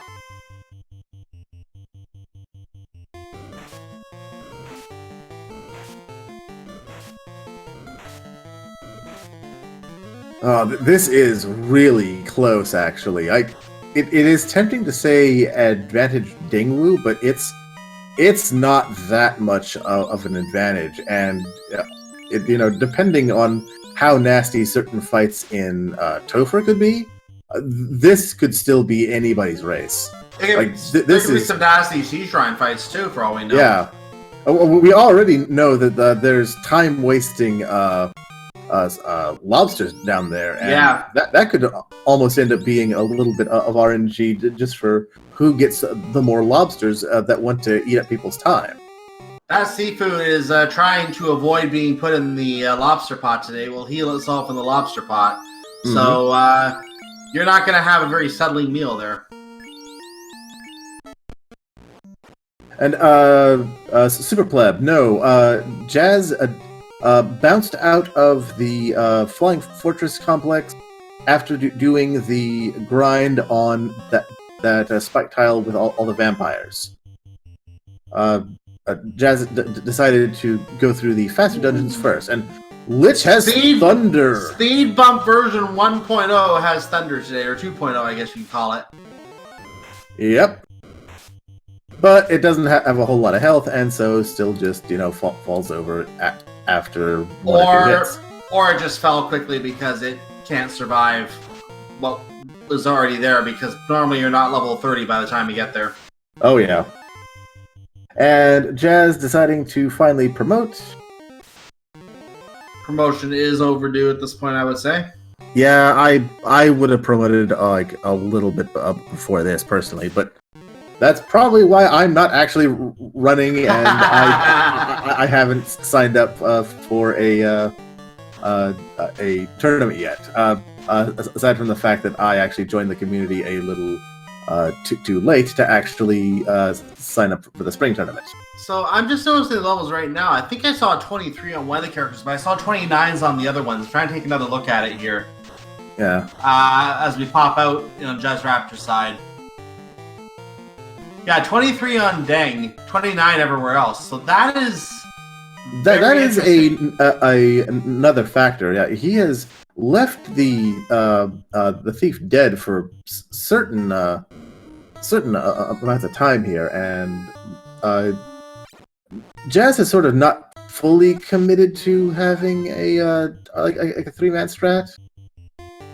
Yeah, that is something that is probably going to come back to bite him, because as long as that thief is alive, getting experience, that's making it harder to bring One Punch Man online. He needs to commit to one strategy and stick to that strategy at this point. Mm-hmm. Although Dengwoo has brought the other two members back up for ablative armor at this point. Dengwoo, meanwhile, on the endless floor.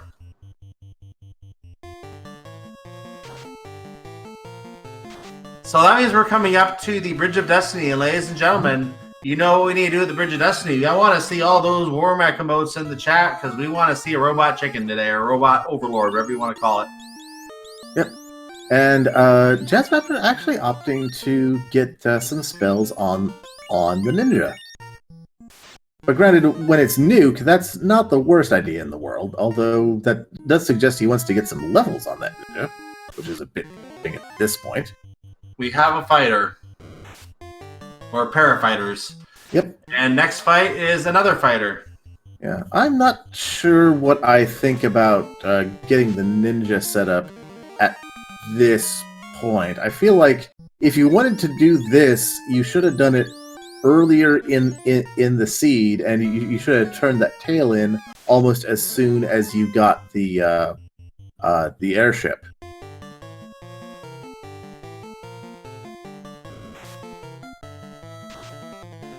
Bane strats on time at no effect, so we're gonna charge up and use some punches. 477 and 87, so about 500 HP damage, 550 HP damage already. Gonna go the second round right now. Bane strats are gonna get used again, I think, but first we have a nuke, 130 damage. There's some more fade. for another 112. And low XP time at. We have about 800 XP, I want to say, on time at 750 to 800 XP. Yep, that is a pretty squishy Tiamat, and she goes down, and that is just the Earth Crystal and the Water Crystal left for Dengwoo to finish up, and he is immediately jetting over to Go Mode Sea Shrine. Yeah, we're going to get to see what some of the encounters down here have now. He has been running with a ninja down, so is he still doing that? No, everyone's alive right now, it looks like.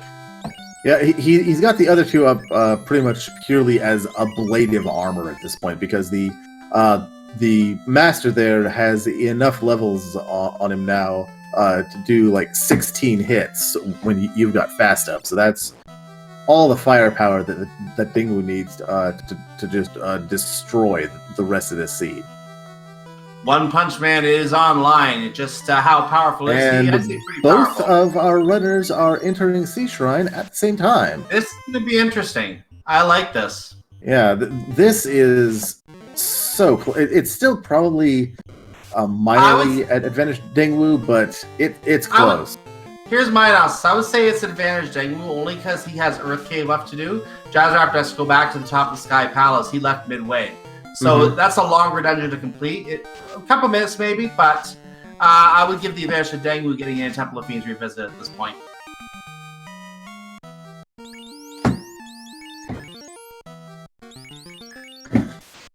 And Jazz finding some of those time waster lobsters and blowing them up before they get to waste his time. And JazzRaptr and Dengwoo basically high-fiving on the same, on nearly the same lobster pack at this point. Well, I think Dengwoo's pack was a little bigger, and also apparently realized that he has the advantage, so he needed to waste his time a little bit. Yep. And of course, JazzRaptr running into this incredibly annoying pack of unrunnable Sahagin, with Dengwoo doing the same. And of course, can't get a lot of experience off of him either. Nope. Now, in the beta branch of the Final Fantasy Randomizer, which I've been playing a whole lot of, there is an option to shuffle which encounter tiles are forced, and that is largely functional on the beta branch at beta.finalfantasyrandomizer.com, and that can make this Sea Shrine a little bit more tolerable at the cost of putting completely randomized unrunnables in that can show up in places you don't want to see it. So JazzRaptr is already down on the first floor. He's a couple floors ahead of Dengwoo at this point. So the advantage that Dengwoo has getting to Earth instead of having to go back to Sky, that is starting to get made up by the fact that JazzRaptr is going to be first to crack it and first to take a shot at taking out the Octopus Overlord. Yep. So we're going to have a couple more encounters on the way, probably next to each other. There's one of them. That is a seafood buffet with a sequel. That is an unrunnable seafood buffet. That is not something that JazzRaptr wants to see at this hot second. And Dengwoo could run into that too, and they could waste the time even more. Yep. JazzRaptr gets through it very quickly, though, and good experience for that, 1859. Yep. Then at least runnable lobsters that are going to waste a ton of time. Now JazzRaptr is getting the time wasted. Oh, you hate to see it. And this is when JazzRaptr is basically saying, okay, come on, I need to go. Let's step on it. Come on, let me just kill you. So Dengwoo is going to... Oh, not quite. He gets the seafood buffet with 2 sea trolls. Oh, no! And JazzRaptr gets more of the time-wasting lobsters. They're both getting their time wasted right outside of Kraken's room. They are literally almost on the same tile right now. They might even be on the same tile. They're right outside the room. So we're going to have synchronized Kraken fights at this point, I think. Well, this pretty close to it. Yeah. No, he gets another counter first. More is time wasting.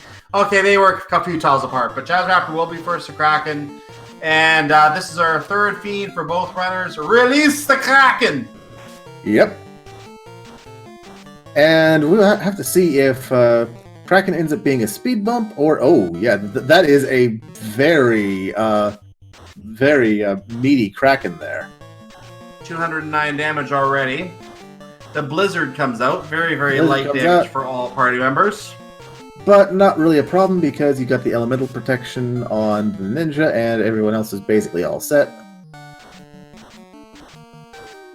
And 68, yeah, this is a... Oh, there was a nice 658 right there. One Punch Man is online, ladies and gentlemen.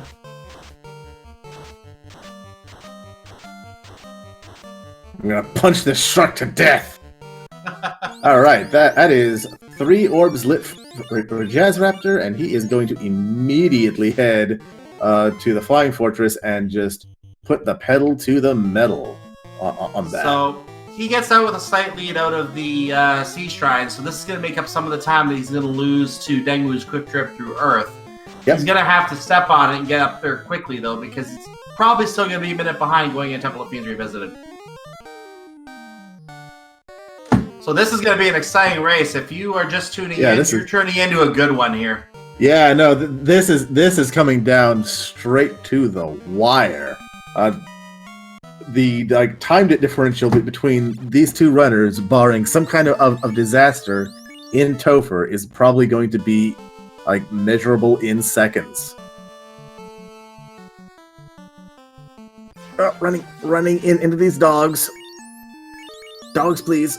Please let us go. We have to remember there's going to be possibly three encounters, one after another in places in the encounter table. So that's going to slow him down on each floor, and that's why I say that this is where Dengwoo could have a little bit of an advantage because he has less ground to cover.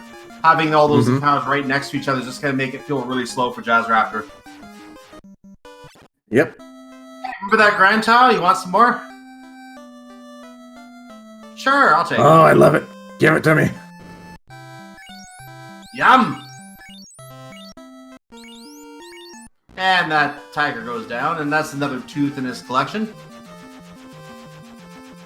And hey, more grinding tiles that we remember. All the memories. Dengwoo is... Did he get the Earth Orb and we didn't catch it? No, he didn't. I think Dengwoo has made a miscalculation here. Yep. I didn't think he got it. Whoopsies. Whoops. Going to have to go run over a speed bump here pretty quickly. I'll be back later. That's going to cost him some time. JazzRaptr's that is a fairly significant mistake that eliminates not all of his advantage, but it gives JazzRaptr literally everything he needs to speed this up. I have a feeling someone's going to clip that later too. That was actually pretty good. That was pretty good. And Dengwoo on to floor 3. Not Dengwoo, but JazzRaptr on to floor 3. Oh! Remember that those trolls have stone poison and invis too. So, free statues. Just ask a troll to help you out. Mm-hmm. And we're getting the prayer in chat already. And actually, warm-up would be the thing that JazzRaptr would probably do very well with right now. That's some very good experience to help. Yeah, One Punch Man just a little higher. First step air. That is sort of a glass half and half situation, because on the one hand that would be great EXP, but on the other hand, I kind of feel like JazzRaptr knows that at this point he's got to put the pedal to the metal and get through this as fast as possible, because he knows that Dengwoo is a good enough runner to have found all the stuff that he has found at this point. Well, he is on the team fight right now. He's at his Fiend fight right now. Dengwoo has 2 floors to go, so that mistake going Temple of Fiends early is going to cost Dengwoo the advantage here. Mm-hmm. Now, Lich is going to be the speed bumpiest of all speed bumps to this incredibly powerful master that Dengwoo has, but... I'm sorry, who? So, it's not even a speed bump anymore. Yeah, I don't know who you're talking about. On the road. I don't know who you're talking about. I just see a pothole. So JazzRaptr gets out from the team fight, is going to be off Temple of Fiends Revisit after he does some restocking Corneria. This could be the one advantage that Dengwoo has. He doesn't have to go back to Corneria. He already went to Corneria to restock before trying to go into the orb that did not remove itself from existence. Well, actually, Jazz still has 95 heal potions. I think Jazz might just go straight for Topher. He could choose to. But it looks like he's going to park himself at the town. No, he is going straight up. There you go. You're right. You called it. Yep. Just going to use that last house to save, and we are straight in to Temple of Fiends Revisited at 136.14. 136.13, I was going to say, yeah. So we're going to see when Dengwoo goes in. Meanwhile, he cues the pothole, and let's see how quickly he gets out of it. I'd say that's pretty darn quickly. One Punch Man. Beep! One Punch Man, now online.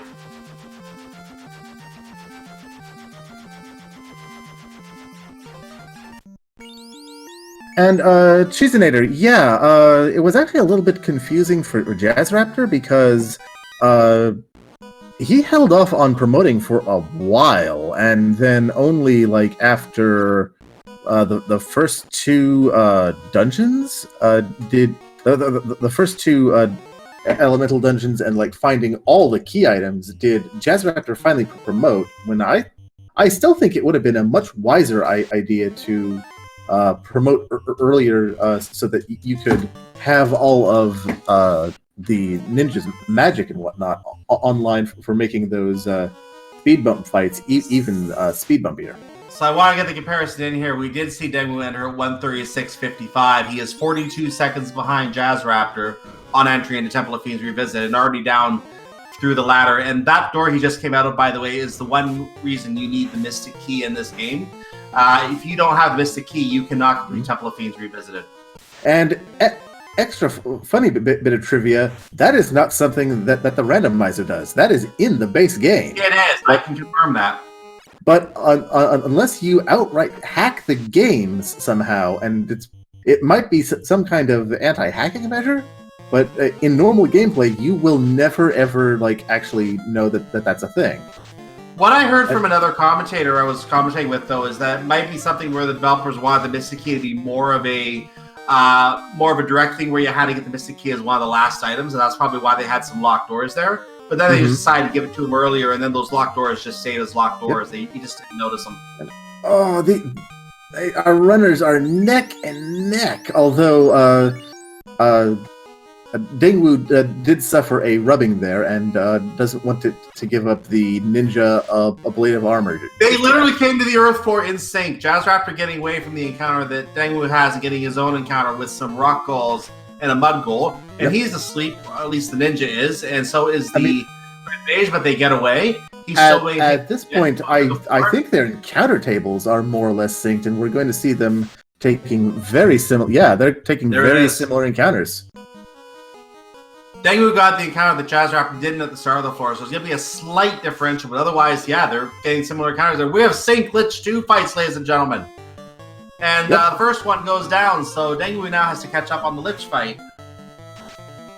Oh, this is so close. And that is about as quick as he did it in the Earth Cave.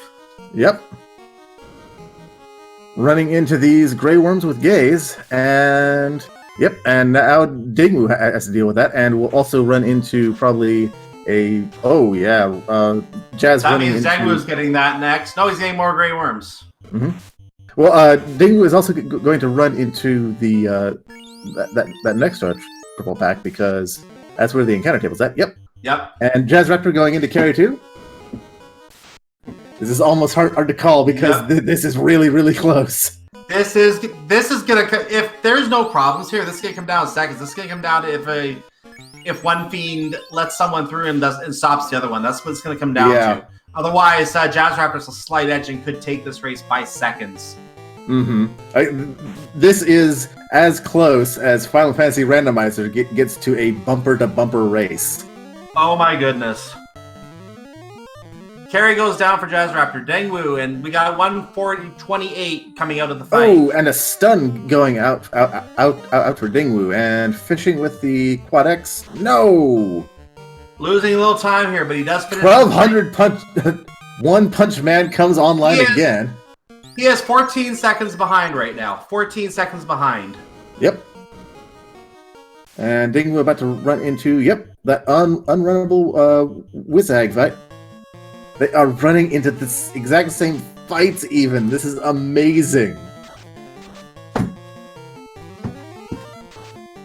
JazzRaptr is seconds ahead.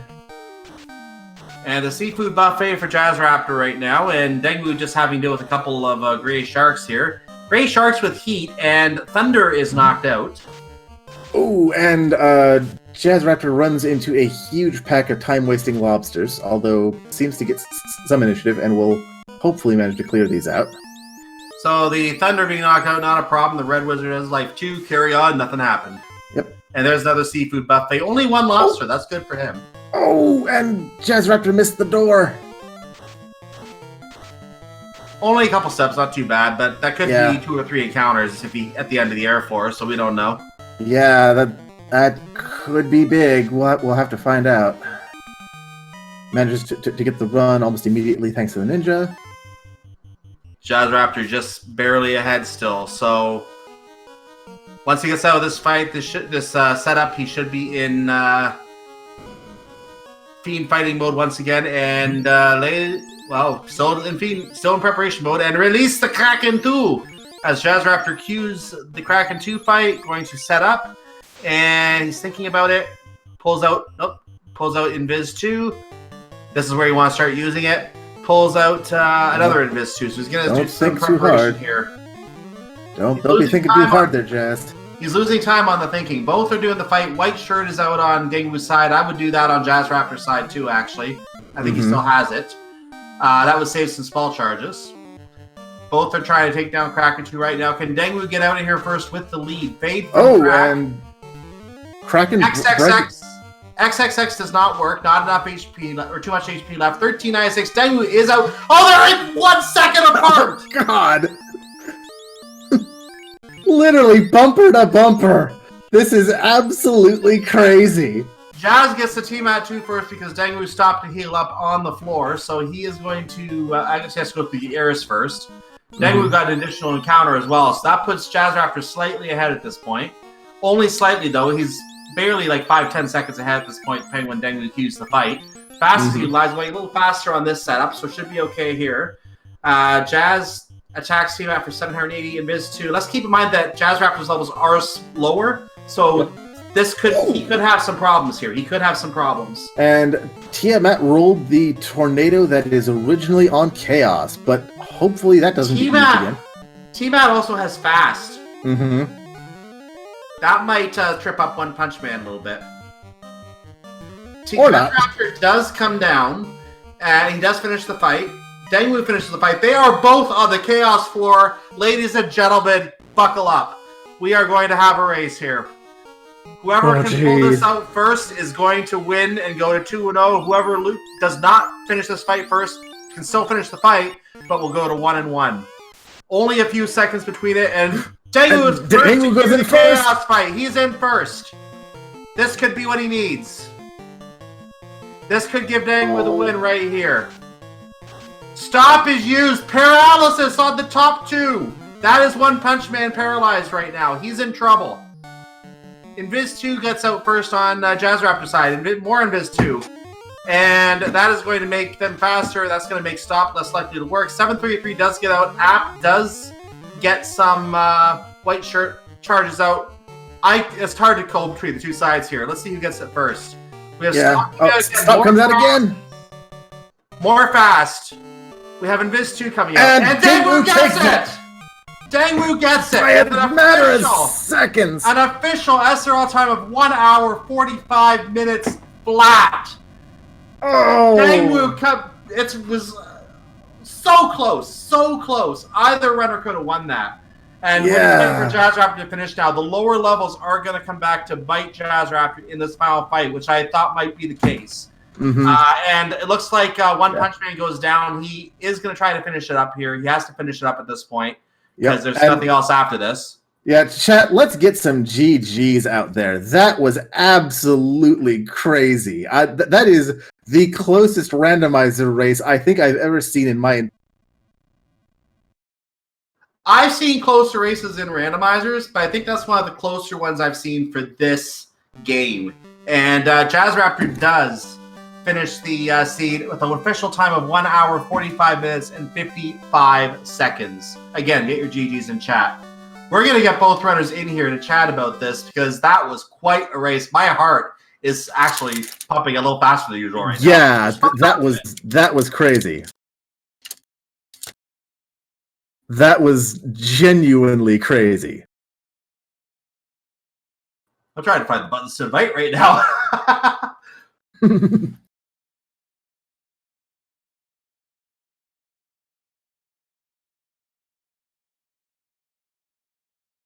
There, we got it in there, so we can get him in here now. So yeah, ladies and gentlemen, get your hype in chat for that race we just saw. That was quite a finish. And again, like I said, either runner could have won that race. It could have gone either way. And the higher levels that Dengwoo had there ended up carrying the day because it came down to him going to a 2-man charging strat, whereas JazzRaptr went to a 3-man charge strat, and it meant more experience going to the black belt, the ninja, and it meant better hits in the final fight, and that's what gave him a 55-second advantage at the end when it was otherwise close all the way through Temple of Fiends Revisited. That was so close all the way. Could have gone either way, though. Oh, yeah.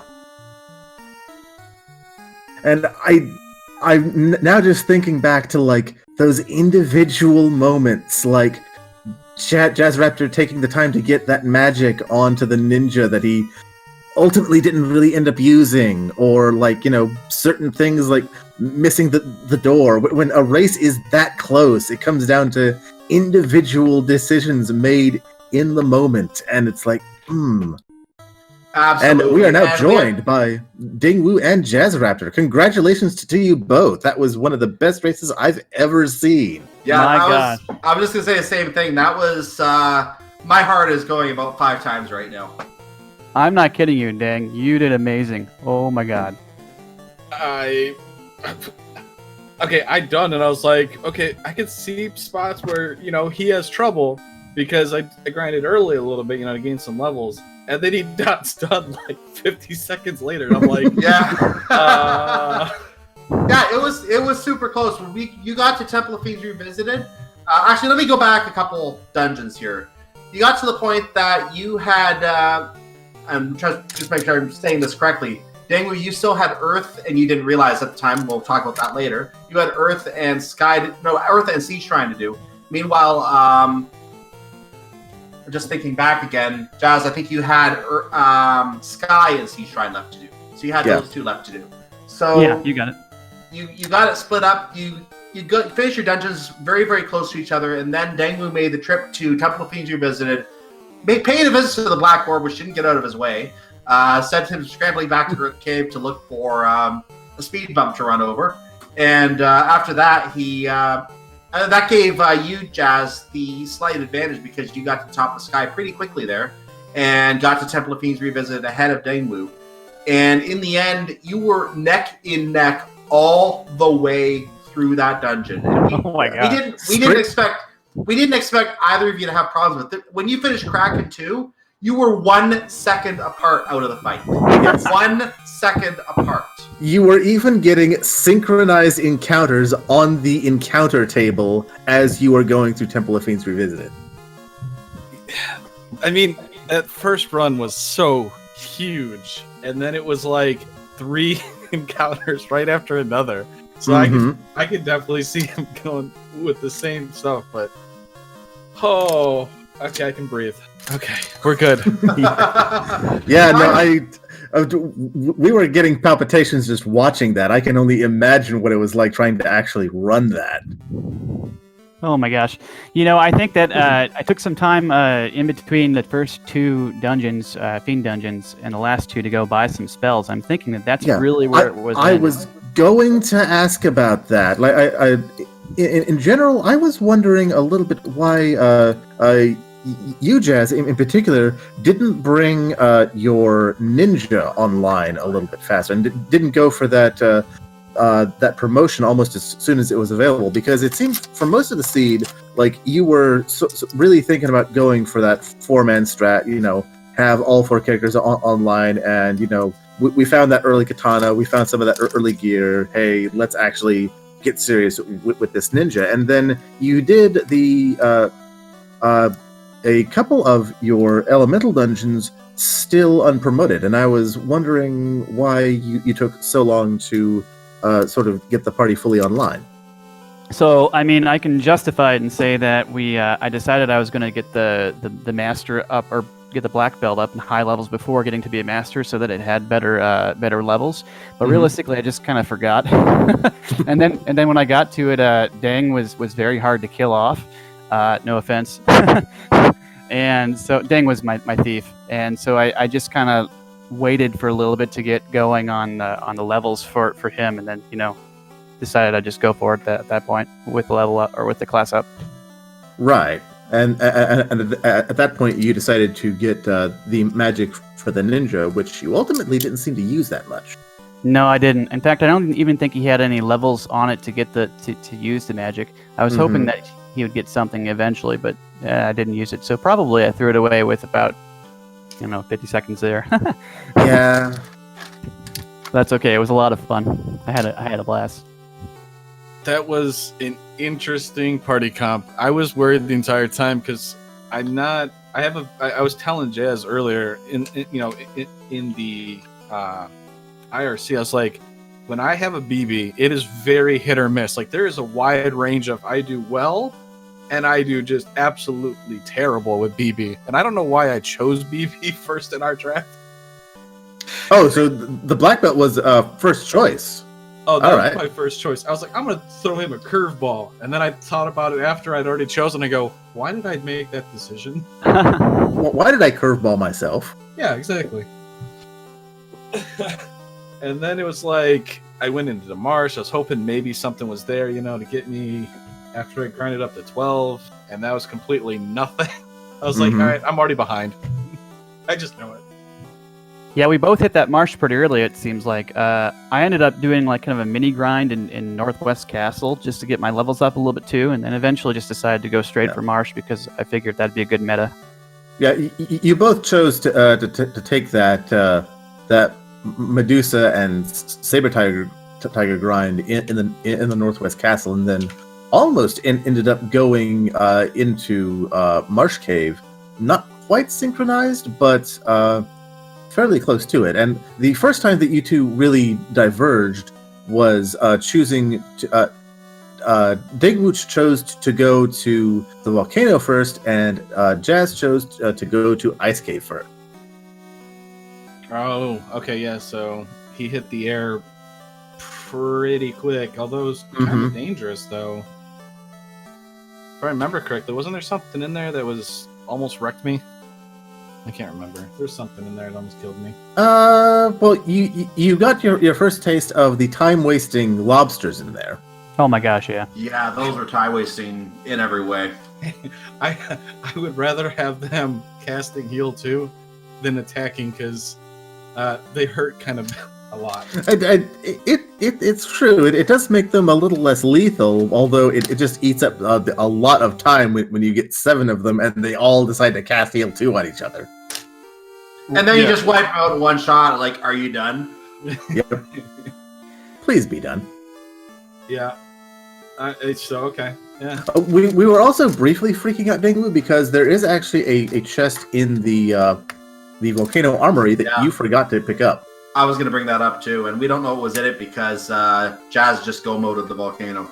Are you talking about the right-hand side one? The armory. You know where the trap tile is, the one above the trap tile. You came down from above. You got into an encounter right on the tile that it wasn't a trap tile, but you got an encounter on the tile above that chest, and then you didn't open that chest. Oh, that would have been awkward. Yeah, we were concerned and panicking because of the fact that we had 2 dungeons the canal could be in at that point. And we were a little worried and potentially panicked because we thought, what if that's the canal? I'm trying a new pathing through that armory, and I'm still getting my mechanical memory, if you want to call it, or whatever, kind of used to it. So I did also want to ask, like, this was the kind of seed where it kind of unfurls like a flower a little bit, where every item, every sort of key item you seem to get unloads like more and more of the world map in pretty quick succession, because you found that canoe early, and then you had your hands on the floater relatively quickly, and the loose canal was there in an ice cave, and so you had the most of the map open to you pretty quickly. And I was wondering what kind of decisions were the both of you making in like what to prioritize on a map that is opening up that quickly? Well, I generally go for the Ordeals waterfall play as soon as I can, because I want to get those incentives out of the way. That or the ice cave, and just before hitting any of those the fiend dungeons that kind of suck your time up. I'm not a big fan of re-entering dungeons. I went to the Earth Cave originally, and I ran out of there quickly because of the time that I felt was being wasted by some of the baddies there. And then I just kind of went for that incentive dive. Okay, yeah. Dengwoo? I mean, it was rough because trying to find a grind tile for the black belt was just... Yeah. And the way that it kept opening up, I was like, okay, I'm doing Earth. And I know a lot of people will not do Earth right away, and that gave me the TNT, which gave me the floater, and I'm like, okay, maybe he didn't do Earth, and he got, he wanted to go to, Waterfall and Ordeals or something like that. I was like, all right, cool. I got Crystal Turn, I got TNT Turn, I got Crown Turn. I mean, those 3 turn-ins just off of a Ruby and the Earth Incentive. I'm like, this is actually a pretty good play here. It's it's working out great. But I'm being told that he was in the air first, so I was like, darn you, Jazz, get out of my head. Yeah, you did diverge on the air and volcano play. Like, that's where you diverged, but then once you found all your items after that, you converged after you completed your other dungeon, and when you literally met up the Temple of Fiends Revisited seconds apart. Of course, Dengwoo made the early trip, as I noted, but other than that, you were like 50, I think I said it was 51 seconds, 52 seconds apart, something like that, going in, and it was just close all the way. Like, you made up the difference, and then in the Chaos fight, you literally just tore it away. So one of the things I've been playing with is if I can get the grind early, I resurrect the ninja, and I just use that ninja to run.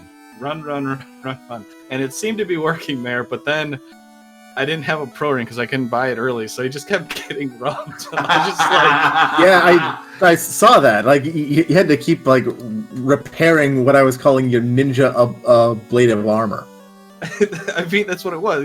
He had really good absorb, he had decent health, and he just like rub spell erase. I'm just like, why is your undeath so bad? Like, you take all the spells to the face and you just fall over. It's impressive. Yep. There was a point in time when I found 2 ribbons next to each other. I think that was a Corneria locked. I was like, oh my gosh. Yeah, both of you found that fairly early, and you sort of played the ribbon game slightly differently. I know, Jazz, you seem to prefer keeping them on your mages fairly early, while Dengwoo seemed to shift the ribbon over to the black belt at a pretty early point and just sort of kept it on there. Since I wasn't getting grind tiles, I just wanted to... I was like, I'll just go a 2-person party. I'll take as many fights as I can, and I'll just grind up. And if I happen to find a grind tile, like what I did in Mirage, I said, okay, yeah, I don't have to take nearly as many fights, although I was getting initiative all the time, which was amazing. Yeah, Jazz was the first one to actually get to that grind tile and like really went in on it. And you sort of seemed to like shift tactics on that grind tile after a while there. JazzRaptr, were you still not sure if you were going to go for the 4-man party or like a 3-man party there or whatnot? I kind of wanted to get that black belt or the master. I'm not sure what it was. I think it was black belt at that point in time for me. Yeah, it was still a black belt then. up to 32 or around there, and I thought, okay, well, this is going a little bit slow. It is good EXP, but it could be better. So then I just said, okay, let's just whack Dengwoo off and then go with it. Okay. But ultimately, I don't think you quite actually got the 32 there. I think you stopped off at like I hit 30 32 at Topher, like on the red floor or something. Mm-hmm. Oh yeah, I went up to 31, and then I exited, saved, and then I went up because I knew there was a bunch of fights. Resurrected my forward party and said, all right, I'm coming in with fresh charges. If I happen to run into a war mech, I'm taking it because I do it for the fans. You got to take the fight. Although you denied the fans the Hooray Dwarf, and chat was commenting on that. I wanted to. I won the meat war day. I know. So the idea was, if the TNT turned into the floater, I was gonna exit out, go back in, and talk to the Hooray Dwarf, but it turned into something else, and I said, "Gotta go fast." Yep. Well, you didn't even get a chance to go dance with the bats, and that was amazing. They were good dancers this time. Yep.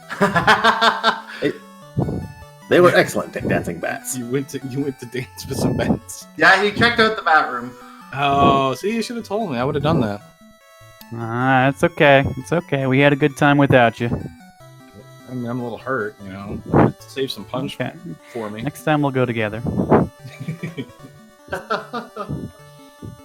So, let's just talk about what's coming up in the coming rounds here. We have week 3 coming up after, like, the whole round and stay, because all the rest of the matches are stay. We'll talk about that before we wrap here. But now, Dengwoo, you're going to 2-0, and this you've already had a close race like this, so you're going to have to face another opponent at 2-0. Anyone in the group that you don't want to face? I want to race them all. I'm going to beat Want them. to race them all? I'm going to beat them. Anyone in particular that you want to see first, then? I'll take them all on. And, except for Cheese, because I know he'll play black belt, and I already told you it's a swing or miss of how I race. So I don't know. I don't want to take on Cheese with this black belt. And Jazz, does dropping to 1-1 change up your strategy in any way, or is it the same strategy going forward? I think that my strategy only changes a little bit, and then I start praying that I don't get CC. Because I'm fairly certain CC is going to kill me if we end up getting matched together. Is he at 1-1 right now? Yeah, I think they dropped the race this last time around. Oh. I think Cheese beat her. Oh, very nice, very nice. So that will be a matchup that you don't want to have, then, you're saying? Oh, maybe it would be fun, actually. I mean, I'm definitely not going to win that matchup, but it could be a lot of fun. Well, nonetheless, it was a very entertaining race. And unless, Space, do you have any other questions, Space? I do not. Yep, it was a very entertaining race. We thoroughly enjoyed that, I think. I think I can say that for all 3 of us here in the booth. So we thoroughly enjoyed that race. And we do look forward to, I'm including our tracker in that as well. And we do look forward to seeing your races in the upcoming 4 weeks of the tournament as well. And good luck to both of you on getting to the brackets. Thank you very much. Thank you. Yeah, great race, guys, and good luck in the weeks to come. Although, as we talk about the weeks to come, we have to point out that the action tonight is not yet over. Right now, over on Randomizer Prime, we've got Jay Coper and Ganon's Gone Wild facing off, and in about 40 minutes here, Captain Nerd 2 and Magius 1 will be facing off on Randomania 2, and 2 hours after that, we will have our final match of the week with Asher 1611 and Sho Fukamachi, and that will be on Speed Gaming Prime. It looks like I'm going to be back with the Cheese and Air we just spoke of a moment ago to call that one as well. So that's going to be tonight at 10 o'clock on the main channel. I just looked at the schedule. That's on the main channel, it looks like. So we'll see you all over there on the main channel at 10 o'clock. Other than that, go to Randomania, support them as well. Make sure to follow Speed Gaming 2 through 6, Randomania 2 through 4, to catch all the races coming up in this tournament and all the other events on there too. For example, I know there's some link to the past Randomizer League over here at Speed Gaming. There's some Dragon Warrior over at Randomania.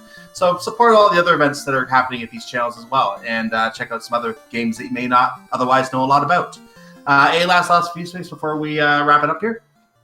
Nope, just beyond the fact that I was glad to be able to hop in to commentate this match, and I hope chat was found by commentary, if not insightful, then at least enjoyable. And you got a really good race for your first call. Did I ever? I don't think I was this lucky on my first call. I'd have to go back and check, but you got a pleasure of a race on the first call, and thank you for joining me in the booth. It's been a pleasure to have you in the booth as well. Mm-hmm. So with that said, I want to thank also our tracker who was MG Weirdo, and MG Weirdo did a good job clicking the buttons, and we appreciate the help with that. Make sure, of course, to follow our runners, the most importantly, Dengwoo and JazzRaptr without the O in there. And you can follow our tracker, MG Weirdo, and my co-commentator, the Space Drake, as well. I'm Cyclone or Cyclone GU. And I will be giving Space Drake the final word, my co-commentator here. But I want to just say thank you, chat. I want to, and everyone watching on YouTube, at our YouTube channel, Speed Gaming channel, I believe it is. And we'll see you tonight. For those watching on the live end, we are done right now. Those watching on YouTube, another race is following right behind this on our playlist. So stay tuned for that. We will see you otherwise tonight for at 10 o'clock for more Final Fantasy Randomizer on the main channel. See you later, and Space Drake, take us out. All right, and this has been an excellent race of the Final Fantasy Randomizer. Remember that you can participate in the Final Fantasy Randomizer yourself over at FinalFantasyRandomizer.com, and be sure to check out our Discord, which is the Final Fantasy 1 Randomizer Discord. You can find links to it on the website. And make especially sure to come to check us out in the creative channel, where we put together new sprites and other ways to visually modify the base game so that you can see new and interesting ways of having the game run while still participating in the randomizer. And we will have more tutorials and information about ways to modify your game in the coming weeks and months. This has been Cyclone and Space Drake on commentary, and we hope to see you all again soon. Good night, good afternoon.